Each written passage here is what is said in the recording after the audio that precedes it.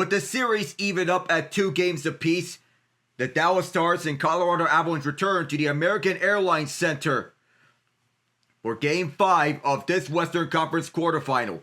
In Game 4, Gabriel Landeskog scored his first goal in 1,041 NHL days in what was a dominant victory, but he won 4-0, with the captain adding an assist to Sam Girard's third period goal to what was a perfect night at Ball Arena.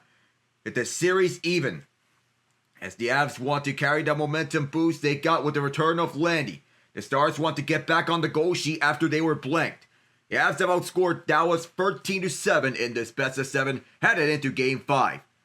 Hello everyone, I am Alec Nava. Colorado won both of their games by 4 goals. Dallas won both of theirs in overtime. The first win for Colorado was a 5-1 victory in Game 1. Nathan MacKinnon scored twice in a 3-point night. Arturi Lehkonen scored the first goal for Colorado. On an incredible goal where he got tangled up and somehow found the back of the net.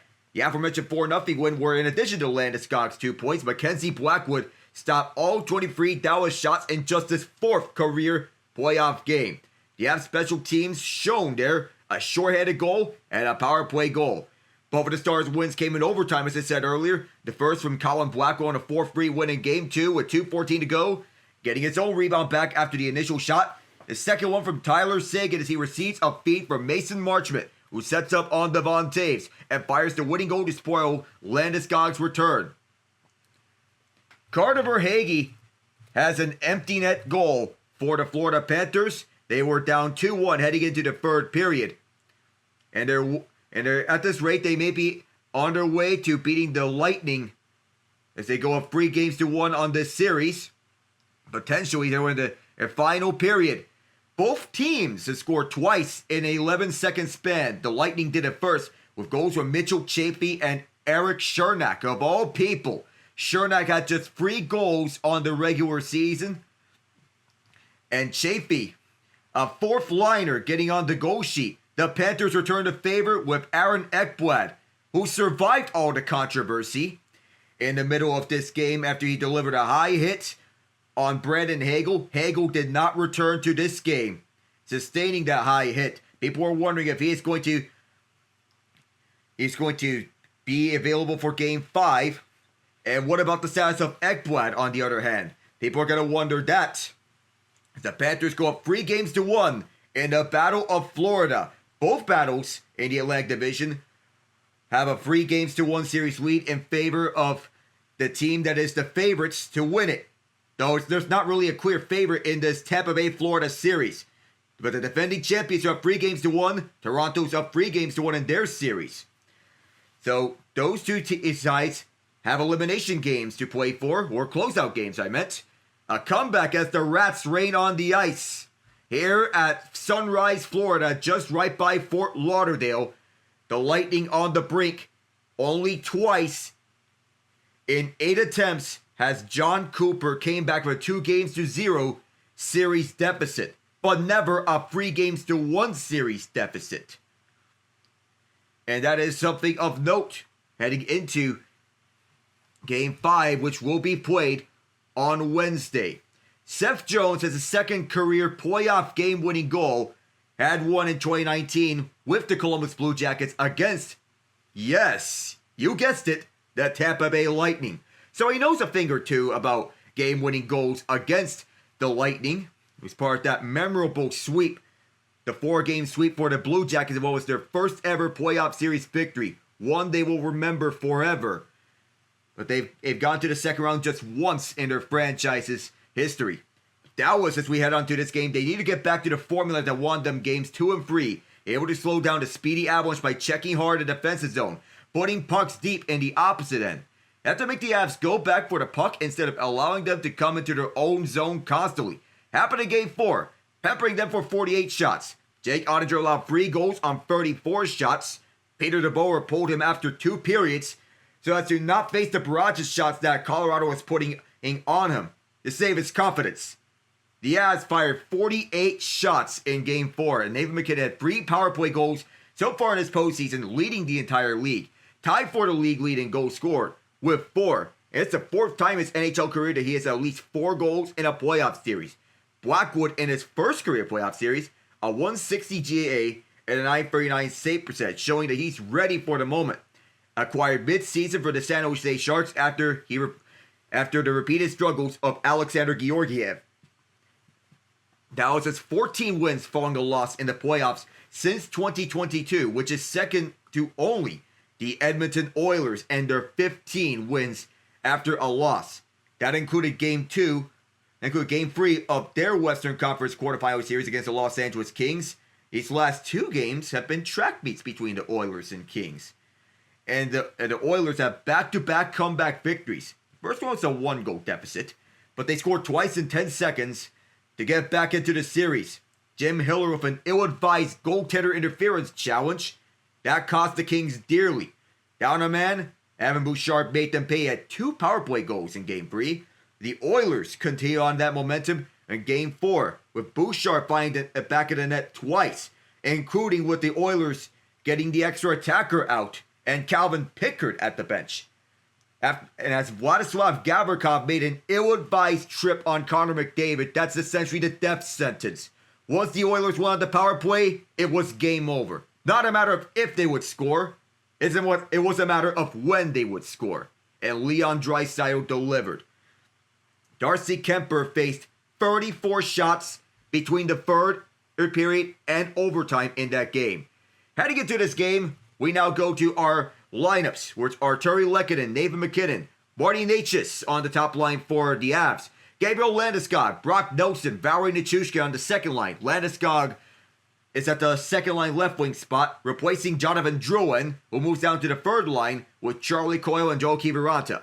The fourth line remains the same, Parker Kelly, Jack Drury, and Logan O'Connor. For the defense pairs, it's Devon Toews with Cale Makar, Sam Jarry with Josh Manson, Ryan Lindgren with Sam Malinsky. No, it can be either or between him and Eric Johnson. Blackwood still in the crease for Colorado. Scott Wedgwood is the backup. For Dallas' forward core, it's Michael Granlund, Roope Hintz, Mikko Rantanen on the top line. Rantanen has just 1 point, and that was a secondary assist on Tyler Seguin's Game 3 overtime winner. Speaking of Seguin, he is on the second line right wing with Mason Marshman and Matt Duchene. Third line is Jamie Benn, Wyatt Johnson, Evgeny Dadonov. And the fourth line, Oscar Bach, who slots back into the lineup, replacing Maverick Bourque with Sam Steele and Colin Blackwell, Game 2 overtime hero.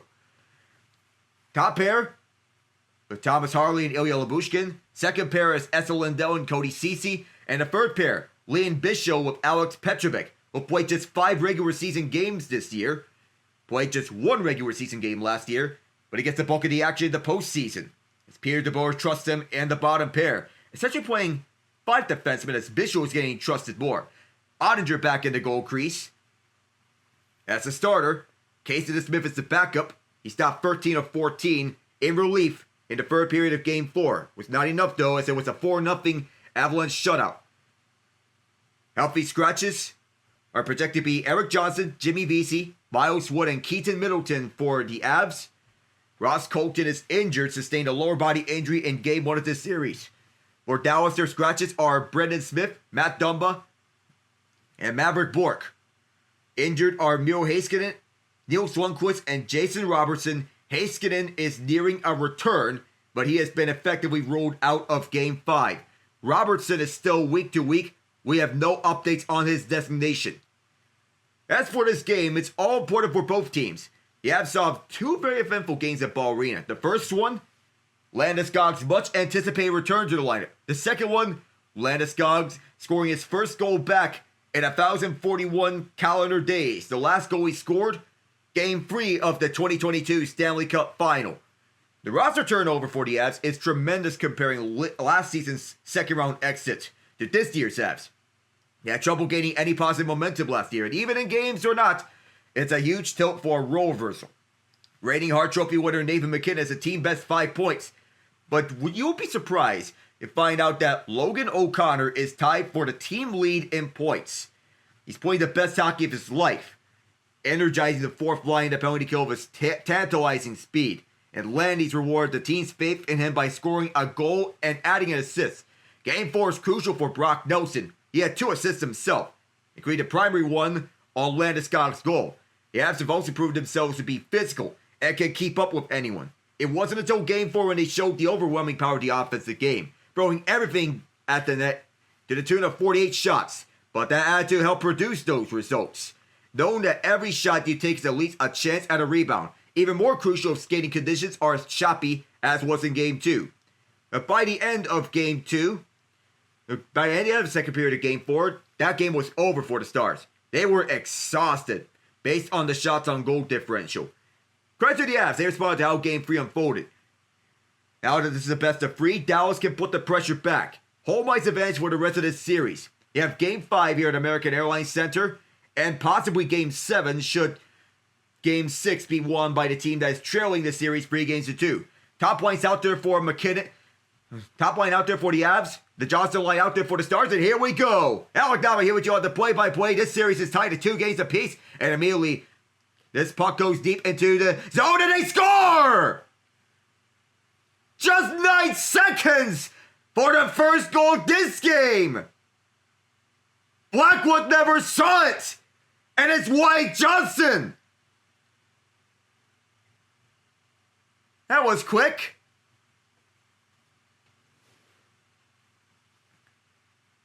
His first in the playoffs, and it's a timely one. It gets the party started for the Stars. Peter DeBoer wanted to talk about a fast start for Dallas. That was fast, and that was quick. Wyatt Johnston gets the feet up front, and wow, banks this off the short side of Mackenzie Blackwood. And all of a sudden, it is 1-0 Stars as we get John Hunt on board. This is very fast. You know what's very fast? The Battle of Florida. And now we speak of fast. We're seeing goals scored at a tantalizing pace. Yeah, I'm trying to pause right with you as far as being able to get your call because this YouTube TV thing is a little bit ahead. But 9 seconds in off the first shift for Wyatt Johnston. That's a goal that Dallas really needs from a player they really need to score, Alec. That's just his first goal of the series. It's hard as it is to believe, but he was known for overtime theatrics and clutch goal scoring in the past 2 years for the Stars. This is a guy they need to get going badly. Yes, they do. So are you just getting the puck drop here, or where are you at as far as the time? I'm at 18 seconds into the game. Okay. Yep. Yeah, so Nathan MacKinnon keeps his one inside the offense's own faceoff. Natchez, cross ice, going to MacKinnon, centering pass up front. Lekanen, he was tied up on the shot and is quickly grabbed by Dallas. On the near side boards, this is moved up, rushing back. Artie Avs is moved up through center ice. And here is Cale Makar. He could be dangerous. Won the Norris Trophy, previously in his career. Conn Smythe Trophy 2022. Cross ice, in front. Ottinger's turned that one away. One that he needed to make. And here comes the firing shot that didn't go all the way through. Back on the Stars, they go 1-on-1. Rope hits, gets turned around. Everybody standing up here at American Airlines Center. Granlund gets turned down. Bowling pins over the far corner as Hintz keeps his one alive to the right point. Labushkin for Harley. Harley trying for 2-0. That one blocked. Easy block there right in front. And now a change here for the Avs as the Stars are looking to set the tone.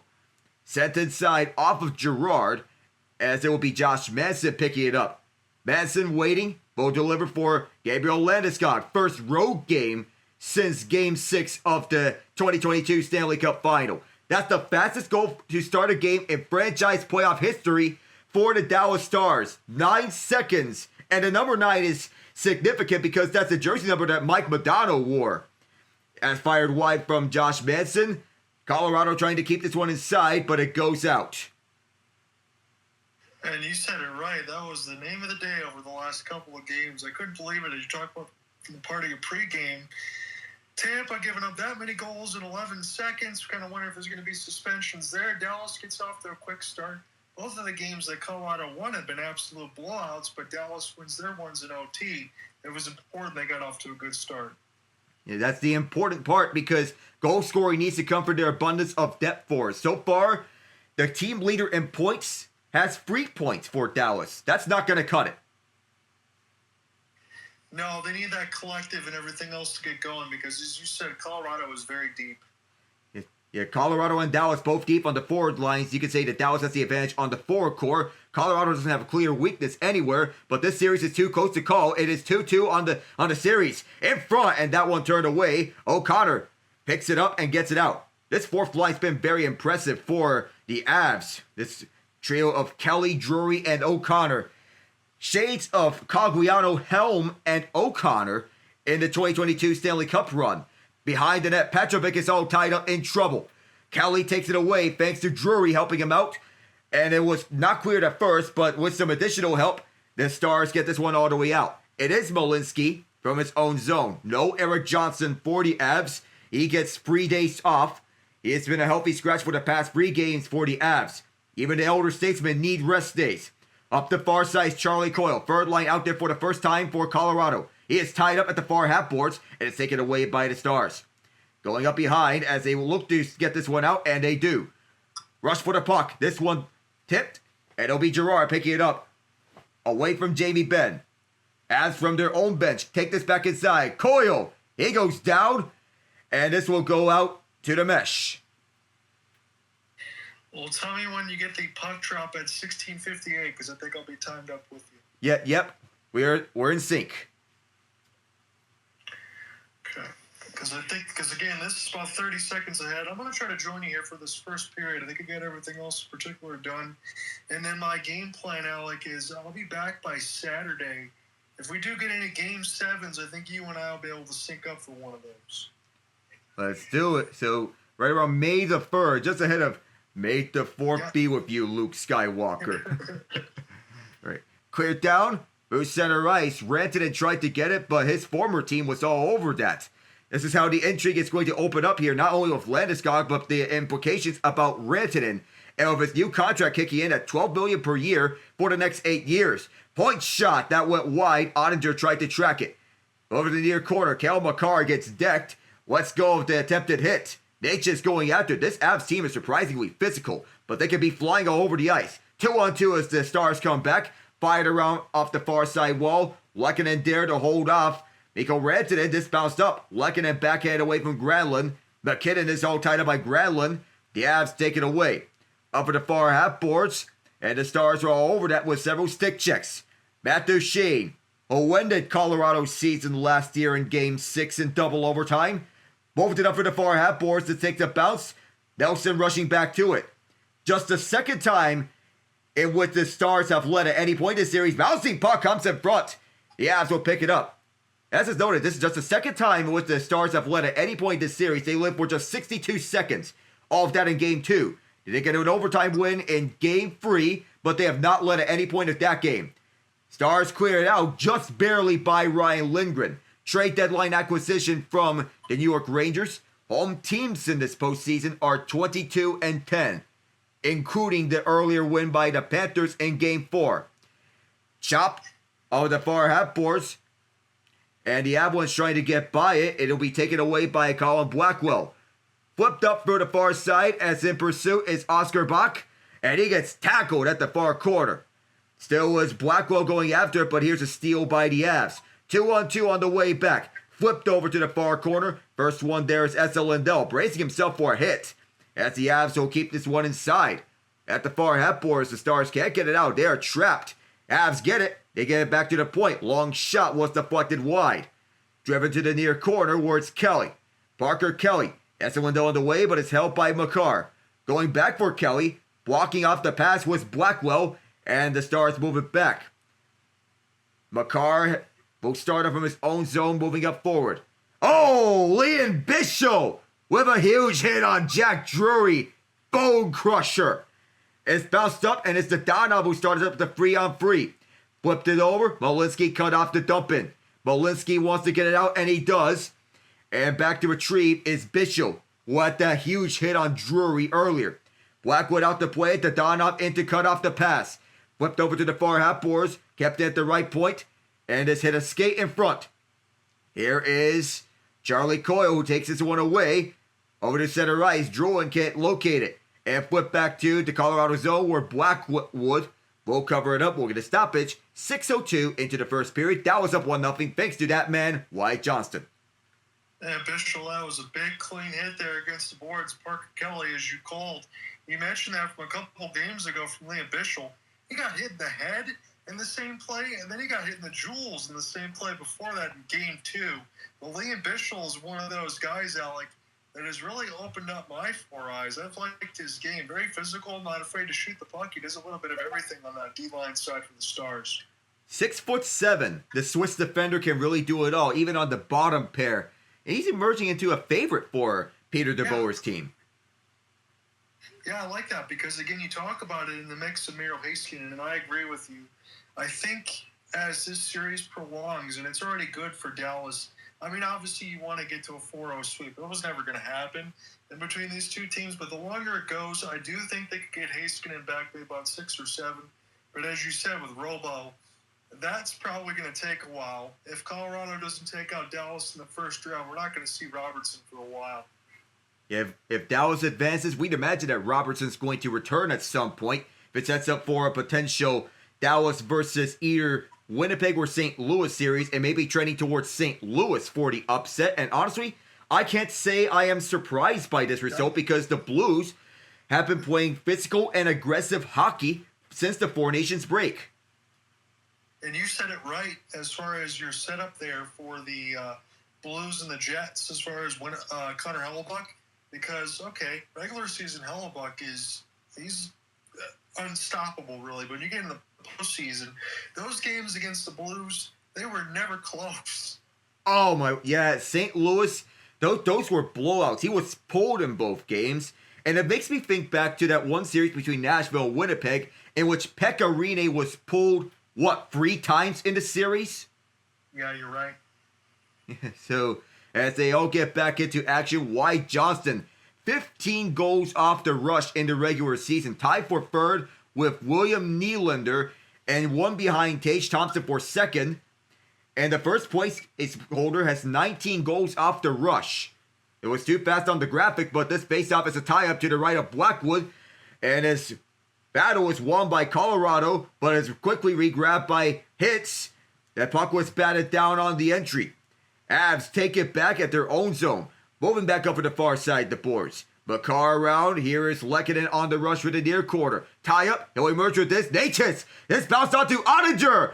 Is located onto the far corner now. As the Stars take this back up. Free shots on goal for the Avs, as this drop pass was an errant one. And Granlund will slap it around, collected by Taves, right behind the goal crease. Taves waits, and he'll start up from his own zone. Off the line changes. Makar, end of his shift. Up for Nichushkin. Valery Nichushkin waits. Want the center, too many Stars in the way. This puck bounces back to him. There is an Av down low. And setting up is Brock Nelson from Landeskog. Off the post and bounced off the boards. Trying to go back for the point, but this was intercepted by Duchesne. And a good stick there by Makar to take this back. Landeskog will lead the way. Cross-ice pass to the high swat, and this barely missed. Right behind is Nichushkin as he guides one for Landeskog. Right point is Manson. Now down low, this will be collected by Nelson. Landeskog is tied up, but this goes back for Nelson at the far corner. Spun around by Thomas Harley. Spin the top defender on the Stars. In the time that Heiskanen has missed because of that knee-on-knee collision with Mark Stone in that February regular season game. Off the clear, Malinsky will chop this one around for the far near side. It goes to the far boards. Coyle is turned around. Coyle has it back, but he is cut out by Bach. Coyle wanting to get back at this. Drew in there. Too many Stars as well as this bounced off. And Bishop couldn't clear. Give and go. Intercepted by Bishop, and it's finally out. Going back is Malinsky, who backhands one. And a hot potato. And this will be flipped inside by Bishop. And we stay 5-on-5 for the moment because one of the Stars went down. Here's Coyle, who backhands one. Now he dumped it in from behind the red line icing. Well, as you said, there's physical play all over the place here and a couple of chances. What I've noticed immediately, I know you've seen it too, Alec. Gabriel Landeskog, I know he started on the third line and up on the second. Feels like he has not missed a beat, and it was well over 1,000 days and 3 knee surgeries later. And Landeskog has already been prominent in this series. 6 hits in game 3. That's how you know he's making his presence felt, including on the first period in the opening minutes when he hit Mikko Rantanen, and the crowd had the loudest cheer right afterwards. The loudest cheers, of course, were served for him at Ball Arena. Battle at the far corner. Out in front, this bounced wide. Collected by Bishop as this one bounced right over behind Blackwood's cage. And collected by Jonathan Drouin. Former third overall pick with the Tampa Bay Lightning as this one chopped deep. And Bishop will be the first one back. Druin, teammate of Nathan MacKinnon for his second season now in Colorado. Special twirl back away from Parker Kelly. Give and go for Petrovic. Bounced up front, and this will go behind Blackwood. Collected by Manson. Manson goes away from Jamie Benn. Off the far half boards, and here's a rush for the puck. Oh, and Ilya Labushkin beats out Parker Kelly for this icing, or rather Logan O'Connor. That was pretty close. You mentioned Logan O'Connor in your open. He's been one of the best players on the Avs. It's saying a lot considering how good that team is. You get another camera shot of Mikko Rantanen. Look, we could talk about Rantanen as much as you want. As far as who needs goals and who needs to do what, it would be nice to see him make that extra impact for Dallas at some point. At some point, you would believe that he'll be getting on the goal sheet. He's due. He has not scored in this series, has that lone assist, and that was on the Tyler Seguin overtime winner in Game 3. Back deep is Rope Hintz. In the first 4 games, the Stars have led 62 seconds. Here, they've led for 8 minutes and counting. All the way back as this one chopped up and all out onto the Stars bench. Or actually, this is going to be a hooking penalty. I see it too, right near the bench. Looks like Colorado is going to be at the disadvantage. Hooking penalty against Parker Kelly. He's off to the box as the call is being made by Kyle Raymond, number 10. That was pretty clear as day right in front of the Zebras. Again, on the power play side, you're going to see Mikko Rantanen try to put himself right at the net. Again, he's the one that ends up drawing there right on the leg. Yeah, we got him on a body part. Not what you want to do, because if you're trying to stick with someone, you have to aim for the stick and not the hand. I get the logic from Kelly, but it's the wrong thinking. Dallas's power play is 3 of 14. 17th in the NHL in the regular season at 22%, but this is a power play that can chime in at an electric pace when they're on. When they're on, they're on, but when they're off, they're really off. That's the two sides of the Dallas power play. First clear by Colorado, just got it out of their own blue line, not past the red line. From the near corners, Jamie Benn, who is taking over that Joe Pavelski net front spot. Thomas Harley sets up behind, and Seguin can't get it. Granlund operates the point. Will feed Harley as they all trade places. Granlund, Ben gets set up front. Bounces up, looses in front. Oh my goodness, almost went inside the net. Tyler Seguin had one that was a gimme for him as it goes back from Granlund to Harley. Granlund again, set up front, and it went wide. He was looking for the deflection from Seguin, who was setting up at the net front. Seguin for Ben, and then back for Seguin to Harley. Harley, Seguin one more time. Marchment, one-timer, Seguin! That almost looked like the game-winning play in Game 3 all over again. Here's Granlund. Waits. Down low is Marchment. Setting up for Ben! Blackwood down, he gets back up. After the save, and Colorado clears it out.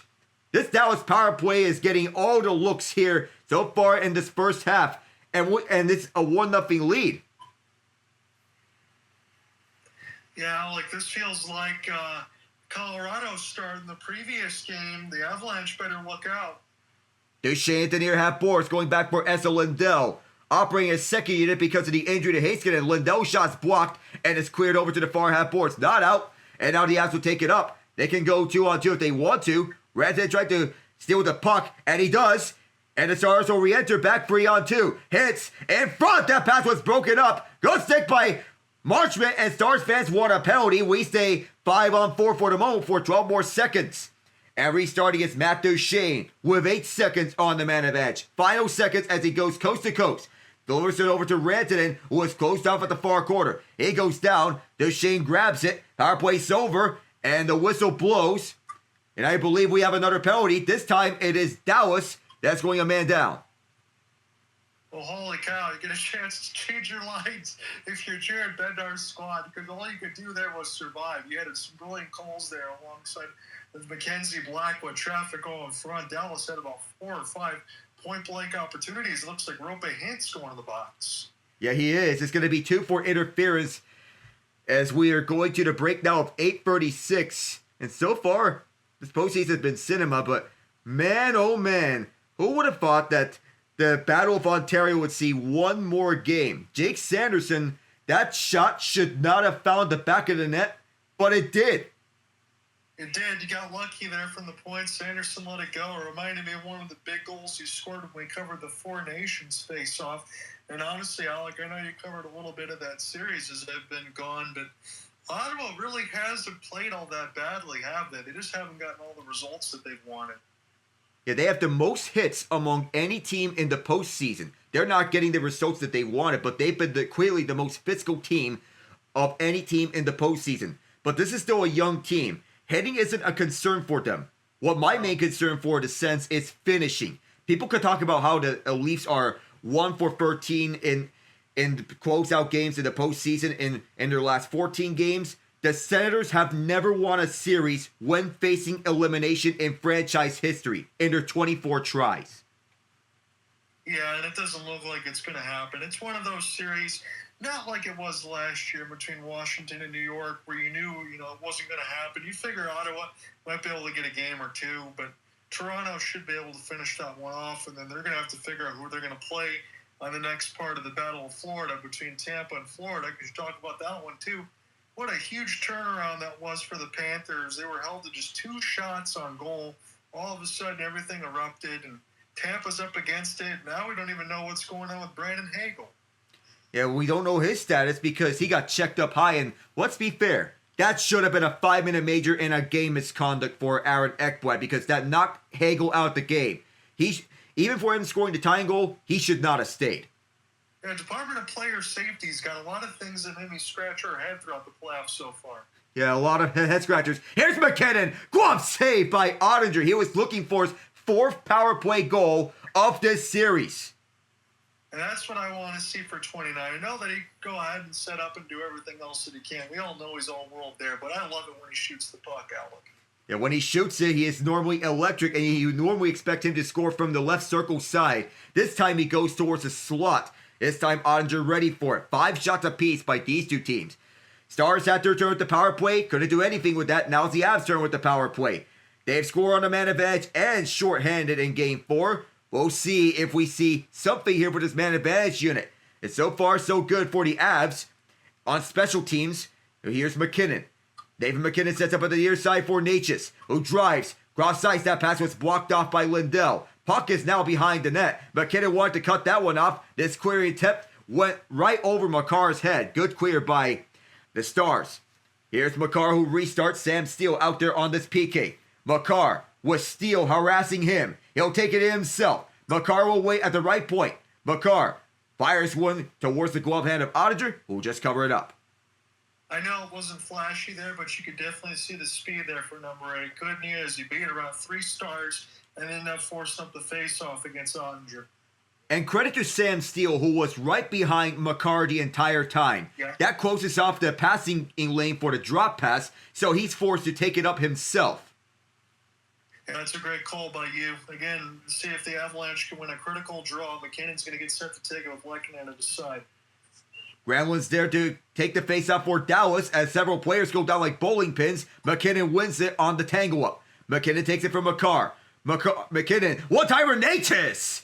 That's the electric connection that you would normally find in cross-ice passes on this Avs power play. That one went wide though, but you would not be surprised if that happens again. Here's another drop pass. MacKinnon will speed up through the middle and deliver to the right side for Natchez, another speedy player. Natchez, who waits up, tangled up at the near side, double teamed. Ottinger will play this one out, but Lekkonen is there at the far corner. Ray quiet across the quarters for Landeskog, who's back on his top power play unit.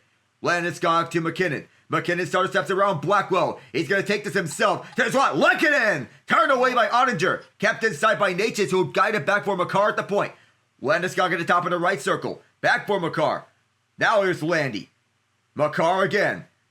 MacKinnon will try it over at the left point. Here is Lekkonen, one-timer, Natchez! Ottinger there, goes back over to MacKinnon. 5 seconds at the power play. In front is Landeskog. Nothing can get set up there. Stars trying to clear one last time. Collect at the near corner. And this will be fired down the distance. And that's going to do it for this Colorado power play. 5-on-5. So both penalty killing units have done the job. The towels wave here in the sea of green.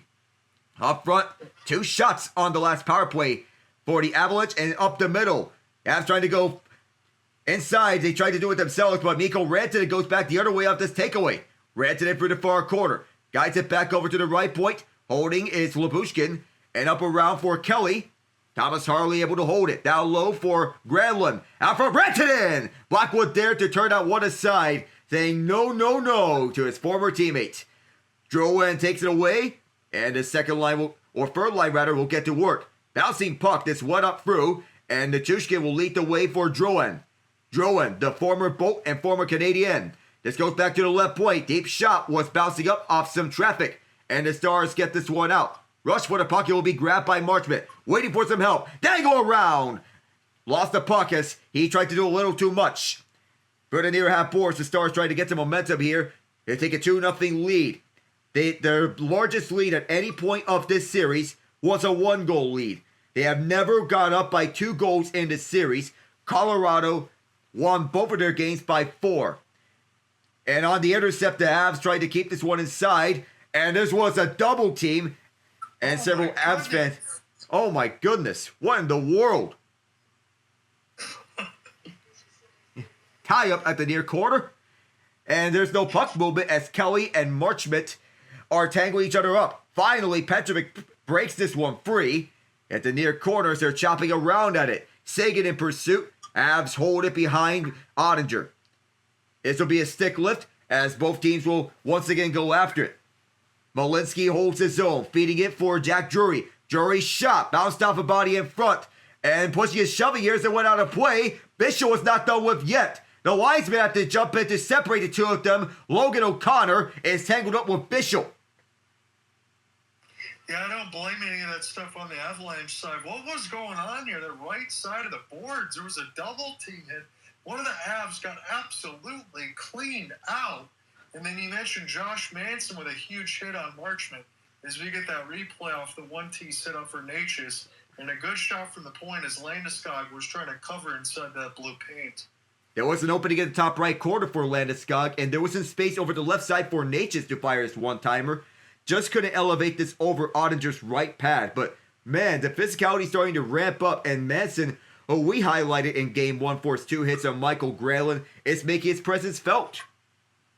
Yeah, he really has been a battering ram, more so than I think I've ever seen, especially from his time between the Ducks and now at the Avalanche. And of note, this is Dallas's first time that they've scored first in this series. The interesting part in all of this, Dallas is on the driver's seat right now. How long will this last? That is the question. Do you think that this game is more important for Dallas to win or for Colorado? I think it's more important for Dallas because they've been playing mostly from behind throughout the course of the series. They have not caught up to Colorado, and the only times in which they've won, those were overtime games. They need to establish the momentum from the get-go. And in this best-of-3 series now, because it's tied at 2 games apiece, they need to start the counterattacks and with precision.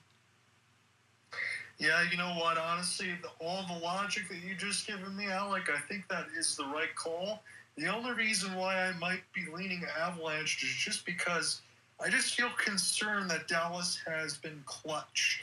You know, those overtime goals that you mentioned, been able to take the game away from the Avalanche. When the Avalanche won, they've dominated. But can the Avalanche win a close game in this series? I know that sounds weird considering how good they are, but my eyes and my ears and everything else are kind of scaring me. Dallas has played quite well, and they still don't even have some of their best players. That's true. With Haskin and Robertson out, and while the Avs are outchancing them 5-3 in terms of the scoring chances, Dallas is leading where it matters most off that Johnston tight shot from the far side of the ice. 4:40 is left. It is MacKinnon up against Jamie Benn, one of the best face-off men on Dallas's roster. So fans on their feet here as they're waving their towels. And Ben, one of the last visorless players in the NHL, he was grandfathered into the old rules. As the Wiseman's getting ready to drop the puck, Ottinger is set up at his left side. MacKinnon wins the draw. Is to go back onto the right point where it's Makar. Drives one that gets blocked in front through traffic, collected by the Stars. Their defensive structure has to be solid. As having to get some zone time here and sustain it. Puck right free from behind Ottinger and grabbed by the Stars. Kept inside by the Avalanche for a split second before Dallas will get reset up. Yevgeny Dadonov moves up for the middle. Fires one off Blackwood, gets the rebound back. Saved it, another rebound. And that one went wide. Johnson gets turned around, went down low under Makar. This will allow the Avs to pick this one up and set up a rush. Natchez stops, and he'll go rink wide for Lehkonen, who enters in. David MacKinnon stutter steps. Has Natchez to his right. He'll feed it for Manson. He was an overtime hero before. Game 1 against St. Louis 3 years ago in the Western Conference semifinals. Manson overskate the puck, and he'll go back to center ice for this one. Taves is still out there on the ice with Manson, and he'll set up shop front. Kevin Rodsa coming out here, former Dallas Star. This is backhanded out, but kept inside by the Avs with Charlie Coyle. The Weymouth, Massachusetts native, played for the Boston Bruins, his hometown team. Fired for the near side by Manson, and to be collected at the far corner. There's a tie-up right behind Ottinger. Out in front, Drouin! Kick saved by Ottinger, and this will be chipped around. Taves and Granlund on a foot race. Taves knocked away, but right to traffic. Rantanen in front! And that one fired wide. Picked up by Granlund at the near corner, going down low for Rantanen. Rantanen looks at the front. Harley fires, and that may have bounced off Blackwood. Missed the net, actually, and this will go out to center ice. Drouin ties up his man Harley. Fires one off Ottinger, who kicks this one out. Drouin trying to get this puck from Lee and Bishop as the Avs make changes. A poke check as the Avs keep this one inside. Back at the point is Malinsky. Oh, Malinsky! That's going to be an offside as he erroneously played this out of his zone. Yeah, you don't see that very often, Alec. That was a clean misplay that it really shouldn't have happened there. Rantanen was pretty close. As you mentioned, multiple chances, saves there for Blackwood going the other way. This has been a good back and forth. Oh, this series has been excellent. And Charlie Coyle, who swept in to try to adjust his passing trajectory, did not allow Rantanen a clean look at the net. The stick check right there on time on the dive is what caused that miss. 12 shots, and all he's been limited to is an assist. Tied for the third most without a goal in this year's postseason. One of the Stars gets plastered down. Oscar Bach gets dispossessed of the puck on the dumping. And back are the Avs to retrieve this one right behind Blackwood. Through the far corner and then back around onto the near half boards. The Avs will scoop it up. And a drive here with a pin along the wall. The Avs will start again. Rink wide. Nichushkin, Malinsky, and then back up front. This takes a bounce, and then going back up onto the near corner. It's just icing as this did not deflect off anyone. So shot board only reads one difference. Dallas gets that early goal 9 seconds in from Wyatt Johnston. You mentioned that in the back end game for Edmonton and LA, that challenge for Jim Hiller might have changed the whole series. The Kings were up 2-0, and now all of a sudden the Kings got to be seeing the Oilers in their back pocket. It's kind of like that death meme. You knock on the door, it looks like the Oilers were coming for him. Oh, goodness.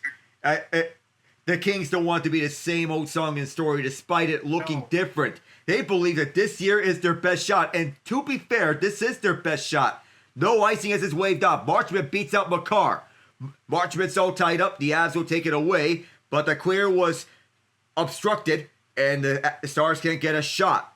MacKinnon goes back. MacKinnon waiting. Backhands one. Out of the zone. And so the Avs will have to reset. Makar waits and takes his time. Up the near side boards, Ottinger will slow it down up to the far corner. This immense depth from Dallas needs to step up. The fact that their leading point scorer has 3 points is not doing them any justice. They need all hands on deck, essentially. Marchment moves it up. Makar is there. Bounces up through center and grabbed by Lindell. Both teams change lines on the forward side. Taves and Makar still out there for the Avs. They were paired together in Canada's Four Nations Championship run.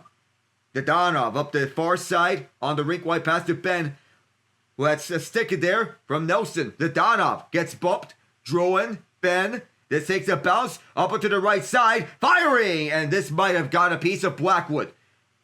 Harley tried to hold it. Can't. Drouin get it back here. And now here's Johnson. Johnson drops back. Here's Thomas Harley. Rips it. Went on the Blackwood and he scored! Another weird bounce. And it's 2-0. I don't know what Mackenzie Blackwood's supposed to do. It's been ping-pong back there as it goes up in the air. Dallas getting those chances. They've been wide open in the middle of the slot, Alec. And as soon as that happens enough times, Dallas finds a way. It looks like it's Harley. Oh, it is Thomas Harley. This takes a bounce up of him and then rise over Blackwood off the crossbar, off his back and in the net. Oh, yeah, are you kidding me? It's right. This is a pinball-style goal. Oh, my goodness.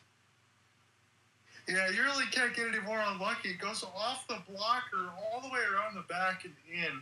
Dallas looks like they're in the driver's seat right now as Harley's got his 3rd playoff goal in his career. This is the best that we've seen the Stars in this series. And this is the first time that they've taken a 2-0 lead in a game, or 2-goal lead in a game. But do remember how dangerous this lead can be, because whenever a team leads, especially by a large margin, teams can tend to get complacent. 20 seconds to go. Avs trying to get on the board here. And escape play exploded here as Mansfield fires. Ottinger's there. And out in front, here's Kelly who whacks at it. Ottinger shuts it down. Might have been out of play. The Stars get their wish as they were saying it's out of play. 3 chances right at the goal mouth there toward the right and left post. Ottinger stops them all as we're right at 11 seconds. Yeah, that included a swing and a miss on a deflection chance by Jack Drury, who found Parker Kelly at the goal mouth. Kelly found minimal room at the top right corner to try to bank this one inside. Nothing can come out of that one. 11.1 to go here in this period. Thomas Harley with the latest goal. This is Dallas' first multi-goal lead in 20 calendar days. Unbelievable. It's insane. Think about it, because despite the defensive structure of the Stars, you would be inclined to believe that they would not be letting up so many chances in that span, but they faltered down the stretch because they've lost 7 straight to close out the regular season. Making the drive, here's Taves, one-timer, just bounced off wide, collecting this one. Is there an opportunity for the last shot? No, there will not. The Stars will exit out this first period with a 2-0 lead. In the first 4 games, they led 62 seconds. Tonight, they've led all but 9 seconds of the first period. Well, Alec, it certainly seems like they've taken Game 4, they've tossed it right out the window, and they've looked like the team that's been all over the other, like Colorado was the other day. Dallas on the driver's seat looking good. I know it's only 2, but the pace of play and the way that they've been able to control things make me feel like they're the team that's going to get a big win today. And who knows what happens when you go to Ball Arena for Game 6, because let me ask you this critical question before Ian comes in here. I mentioned it in between Tampa and Colorado, and I had both of them going to the Stanley Cup Finals. Now it certainly seems like the opposite teams might win. But do you think whoever wins between Tampa and Florida and Colorado and Dallas, do you think they have a driver's seat to the Stanley Cup Finals or no? I think Toronto may have a say in that, because the Toronto-Ottawa series is tight because of the Senators being because the Senators being physical. The Leafs, they're still a good team. They're getting chances at the net, and their goaltending has been spectacular. But Florida, I think they still have a shot. I can never count out the defending champions. I thought Tampa would have an answer here in Game 4, but it's the 2 goals in 11 seconds attested to that. But you have a 5-minute power play. You're trying to solve Florida's PK, but that penalty kill is no joke between Barkov, Reinhart, Lundell, Losterinen, Forsling, Ekblad. That's a loaded penalty kill. And they're doing all of that, and they're leading in the series despite not getting really any production from Barkov, Verhaeghe, and all that in the top line. I think today Verhaeghe might have got one of those goals in 11 seconds, but those guys coming into the game only had 2 goals. Yeah, that's just the second goal from that line entering in this series. And last year, that top line had 10 goals, including Carter Verhaeghe's overtime winner in Game 2. Yeah, it's completely changed, but it really hasn't changed the way that Florida's played. So your points are both taken. I just figured I would throw that out there. But Ian, now that you're in here, if you're listening in, I watched a couple of those games in between the Blues at the Enterprise Center, and I happen to think, I mentioned this to you, I thought it could be a 7-game series in between the Blues, but I'm going to take the Blues to win it now. I think they're going to do it. See, John, it's a tale of 2 locations, though. They still need to steal a game in Winnipeg. Yes. I think they can do it, but what they have to do is take what they did at Enterprise at the Enterprise Center and take it with them to and take it with them to Winnipeg, because I can say, look, you predicted a 7-game series. They cannot let it go to 7 because they will lose. They have to beat them on their ice, because I'm confident that they will not lose a game. So far, I don't know if you caught this stat, John and Alec, but the Blues are 13-0 in their last. 13-0 in their last 13 home games. Exactly. They have not lost. They've gone to overtime a few times, but they haven't lost. And that is the key right there. At home, they've been unbeatable in these last few in this past month. But how is that even possible?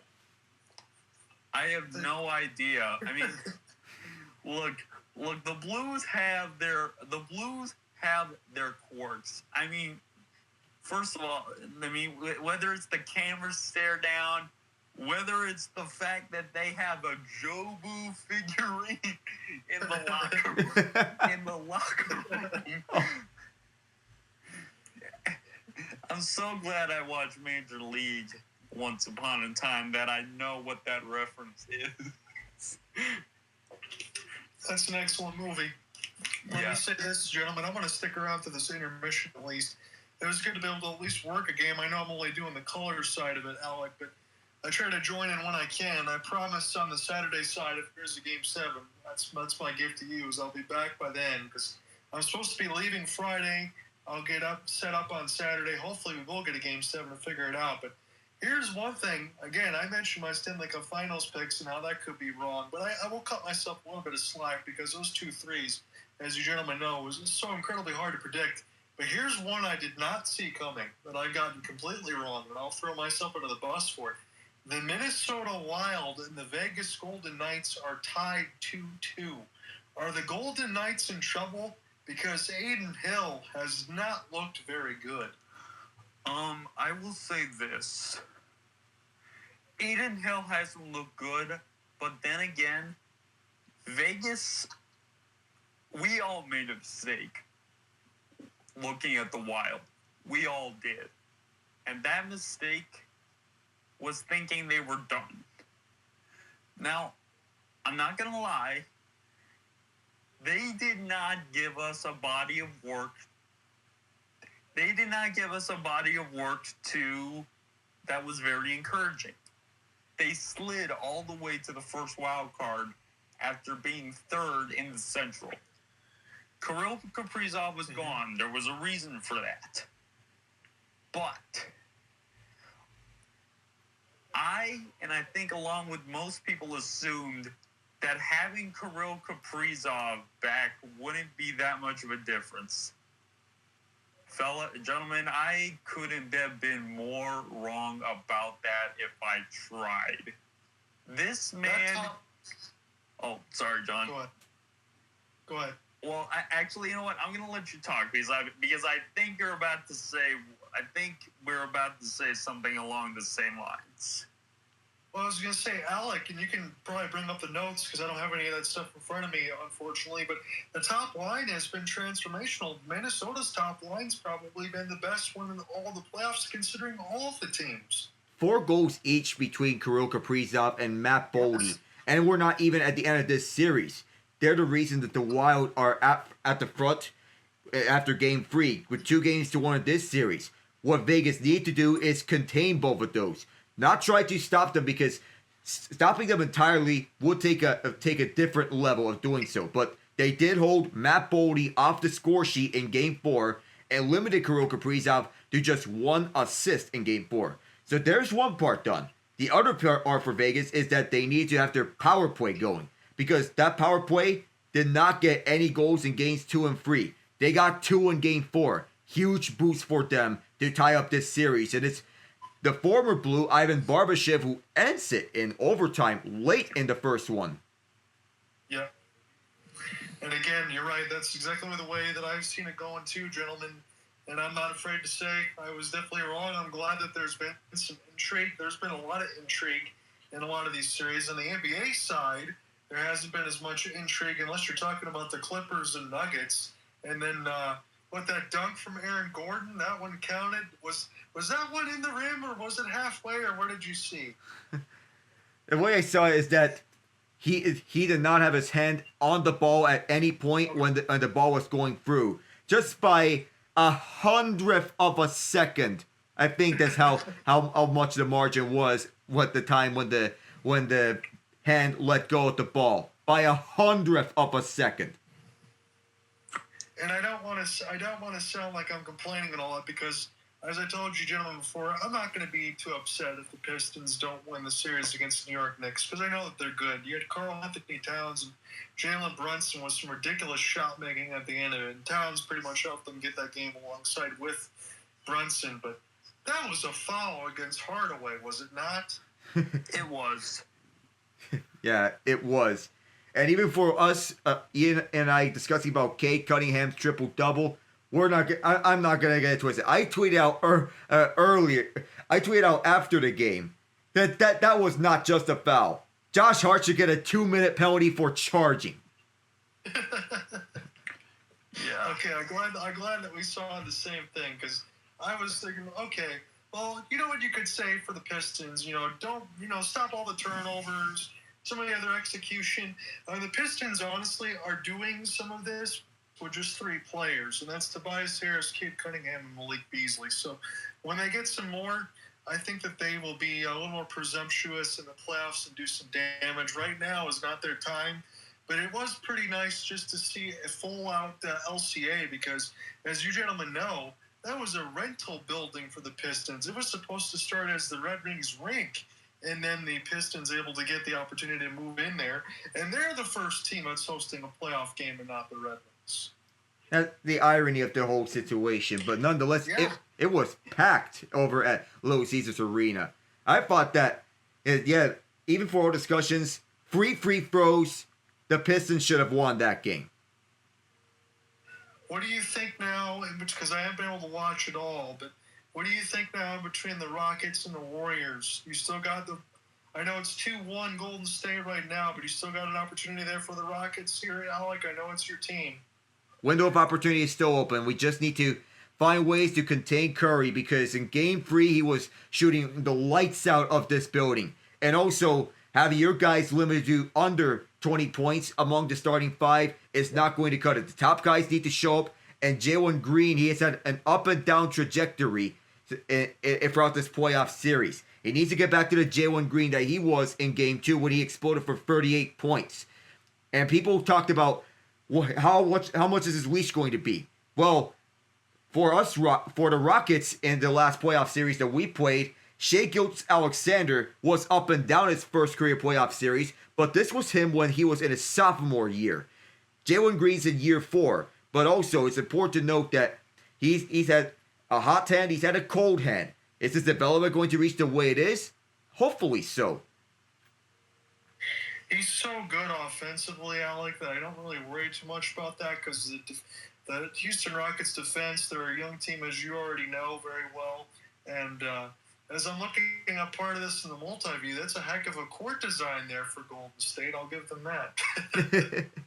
Yeah, I'm not watching the game right now, but so far, Houston's keeping up with Golden State. And while Steph Curry is still Steph Curry, the big thing I want to know is who's going to take into account for Jimmy Butler and Brandon Podziemski. You know, Butler has returned after a 2-game absence, and Podziemski already has 10 points. We can counter that with 8 from Almond Thompson and 7 from Dylan Brooks. All right, gentlemen, I'm going to have to bounce out here before we get into the second. I'm going to watch this, might listen along a little bit more as we go along. You might see me popping in and out. Alec, I'll be in contact with you around Saturday. If we get into Game 7s, we'll figure that out and get things set up. I might have you host again just in case I end up losing connection, but I promise you I'll be in for Game 7 and we'll call a game together. Nice talking to you, John. Hope to see you then. All right, you take care, Ian. Yes, sir. All right, so Alec, I currently have the Rockets game on. I'll continue to give updates on that while you cover the Well, you covered the Avalanche and the Stars. And the Miami Heat season is over. They are swept. To be honest, they should have never been in the playoffs, but you know what? Money and dollar signs are what feed the NBA. That's what I tried to tell people, that the play-in tournament is a bad idea. Yep.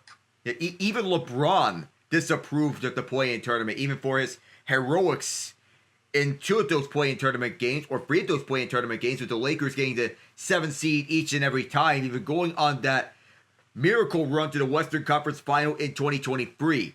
But the play-in tournament still is a bad idea. Don't bring me anything about the 2023 Heat. The Heat that year were a 7th seed under normal circumstances that would not have been an 8th seed. Yeah. And you have Draymond Green trying to get into the Rockets huddle. Of course. Oh, dude, that's the Rockets huddle. What are you trying to do? Stealing signs? He's being a pest. Oh, basically, basketball version of Brad Marchand. Yep, he's a rat. Yeah, people call Brad Marchand the rat. People call Draymond Green, well, I don't know what they call him, but I've heard one of them call him, I'm not trying to say it, but Yeah. say it's after a Shrek character. Oh yeah. Well, I won't. Oh. See, here's the thing. Oh, hang on a sec. Oh, so he basically says Gordon Ramsay's favorite insult. Oh. He's Gordon Ramsay's favorite insult. Oh yeah. You donkey. Yep. Donkey. Yep. And you know what? Honestly, it's not that far off. Yo, he really does. I just saw his face. He really does. Wow. These game plans are so raw. Oh, wait a minute. Let me try this. These game plans are like a mushroom so raw, it just told me the princess is in another castle. Yeah, and there's some of my favorites are when he picked up some really overcooked scallops, and he says, "I swear to God, it's the type of shit you'd expect Tiger Woods to tee off of. Look at it, rubber." I need to watch some classic Gordon Ramsay. Or it's, look at this. It is currently overcooked on the bottom, crispy as fuck, and it looks like Dandy's flip flop. Oh my goodness. And of course, the dog's bird.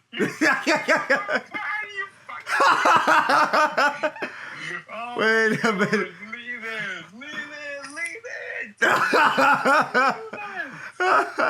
I'm gonna fire your face, you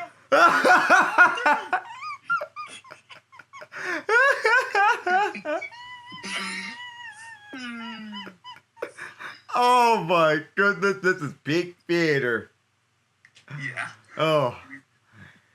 At the end of the good laughs, if we're going back to how immensely overcooked these playoffs are, every series in the West is tied at 2, and every series in the East has a 3-1 series lead. Oh, what a laugh we had.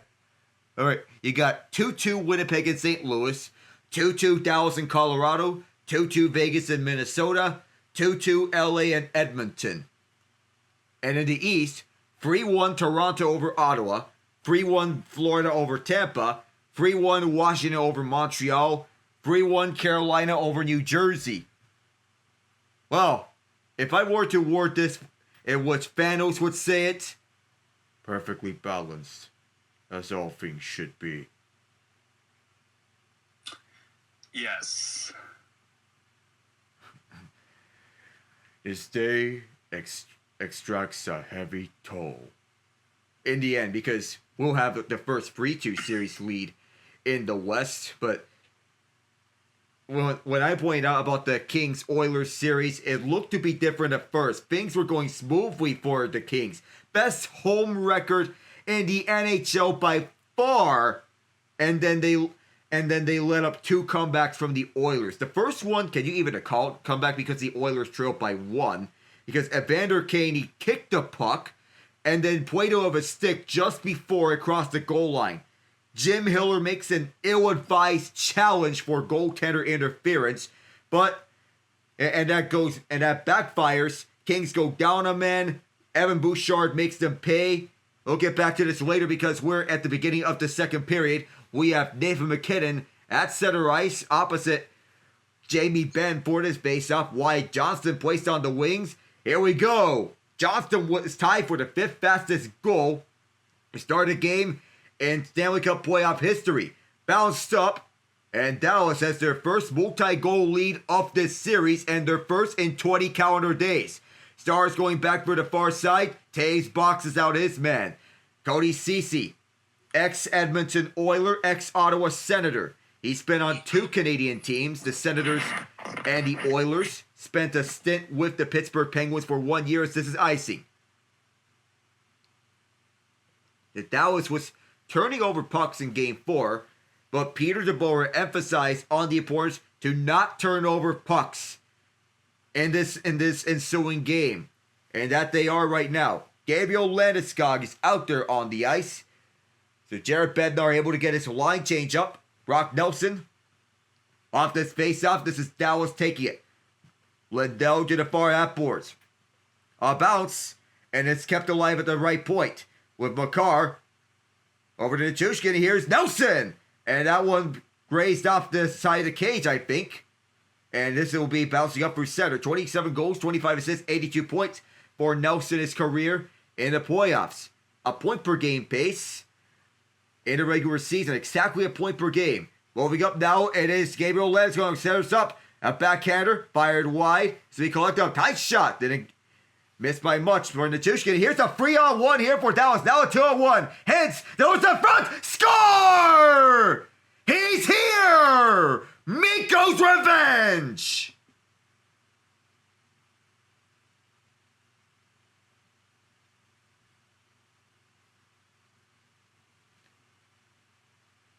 That dry spell is finally over for Mikko Rantanen. He gets his first goal of the series, and a timely one on a 3-on-1 rush that turned into a 2-on-1 rush.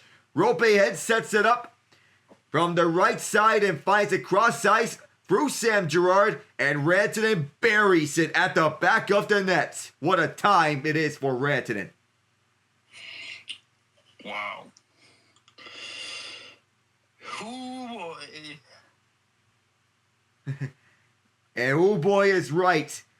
Finally, on his 13th, look out! Going up and over was one of the Avs.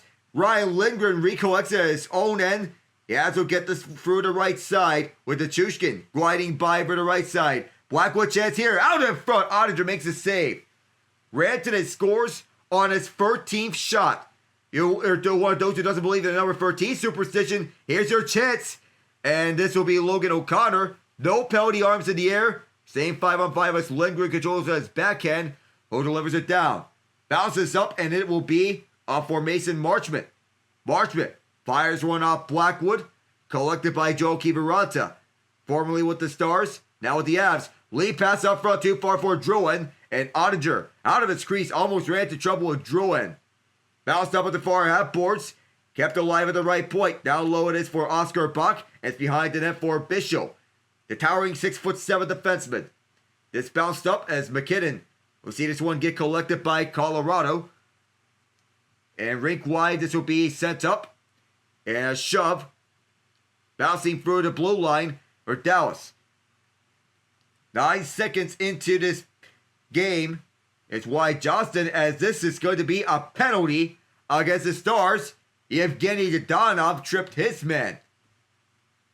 So Mikko Rantanen got the first goal of this second period. Johnston opened the scoring 9 seconds in.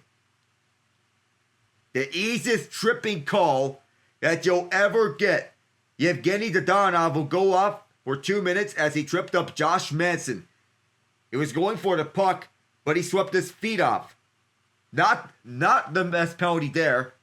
So that puts the Stars a man down.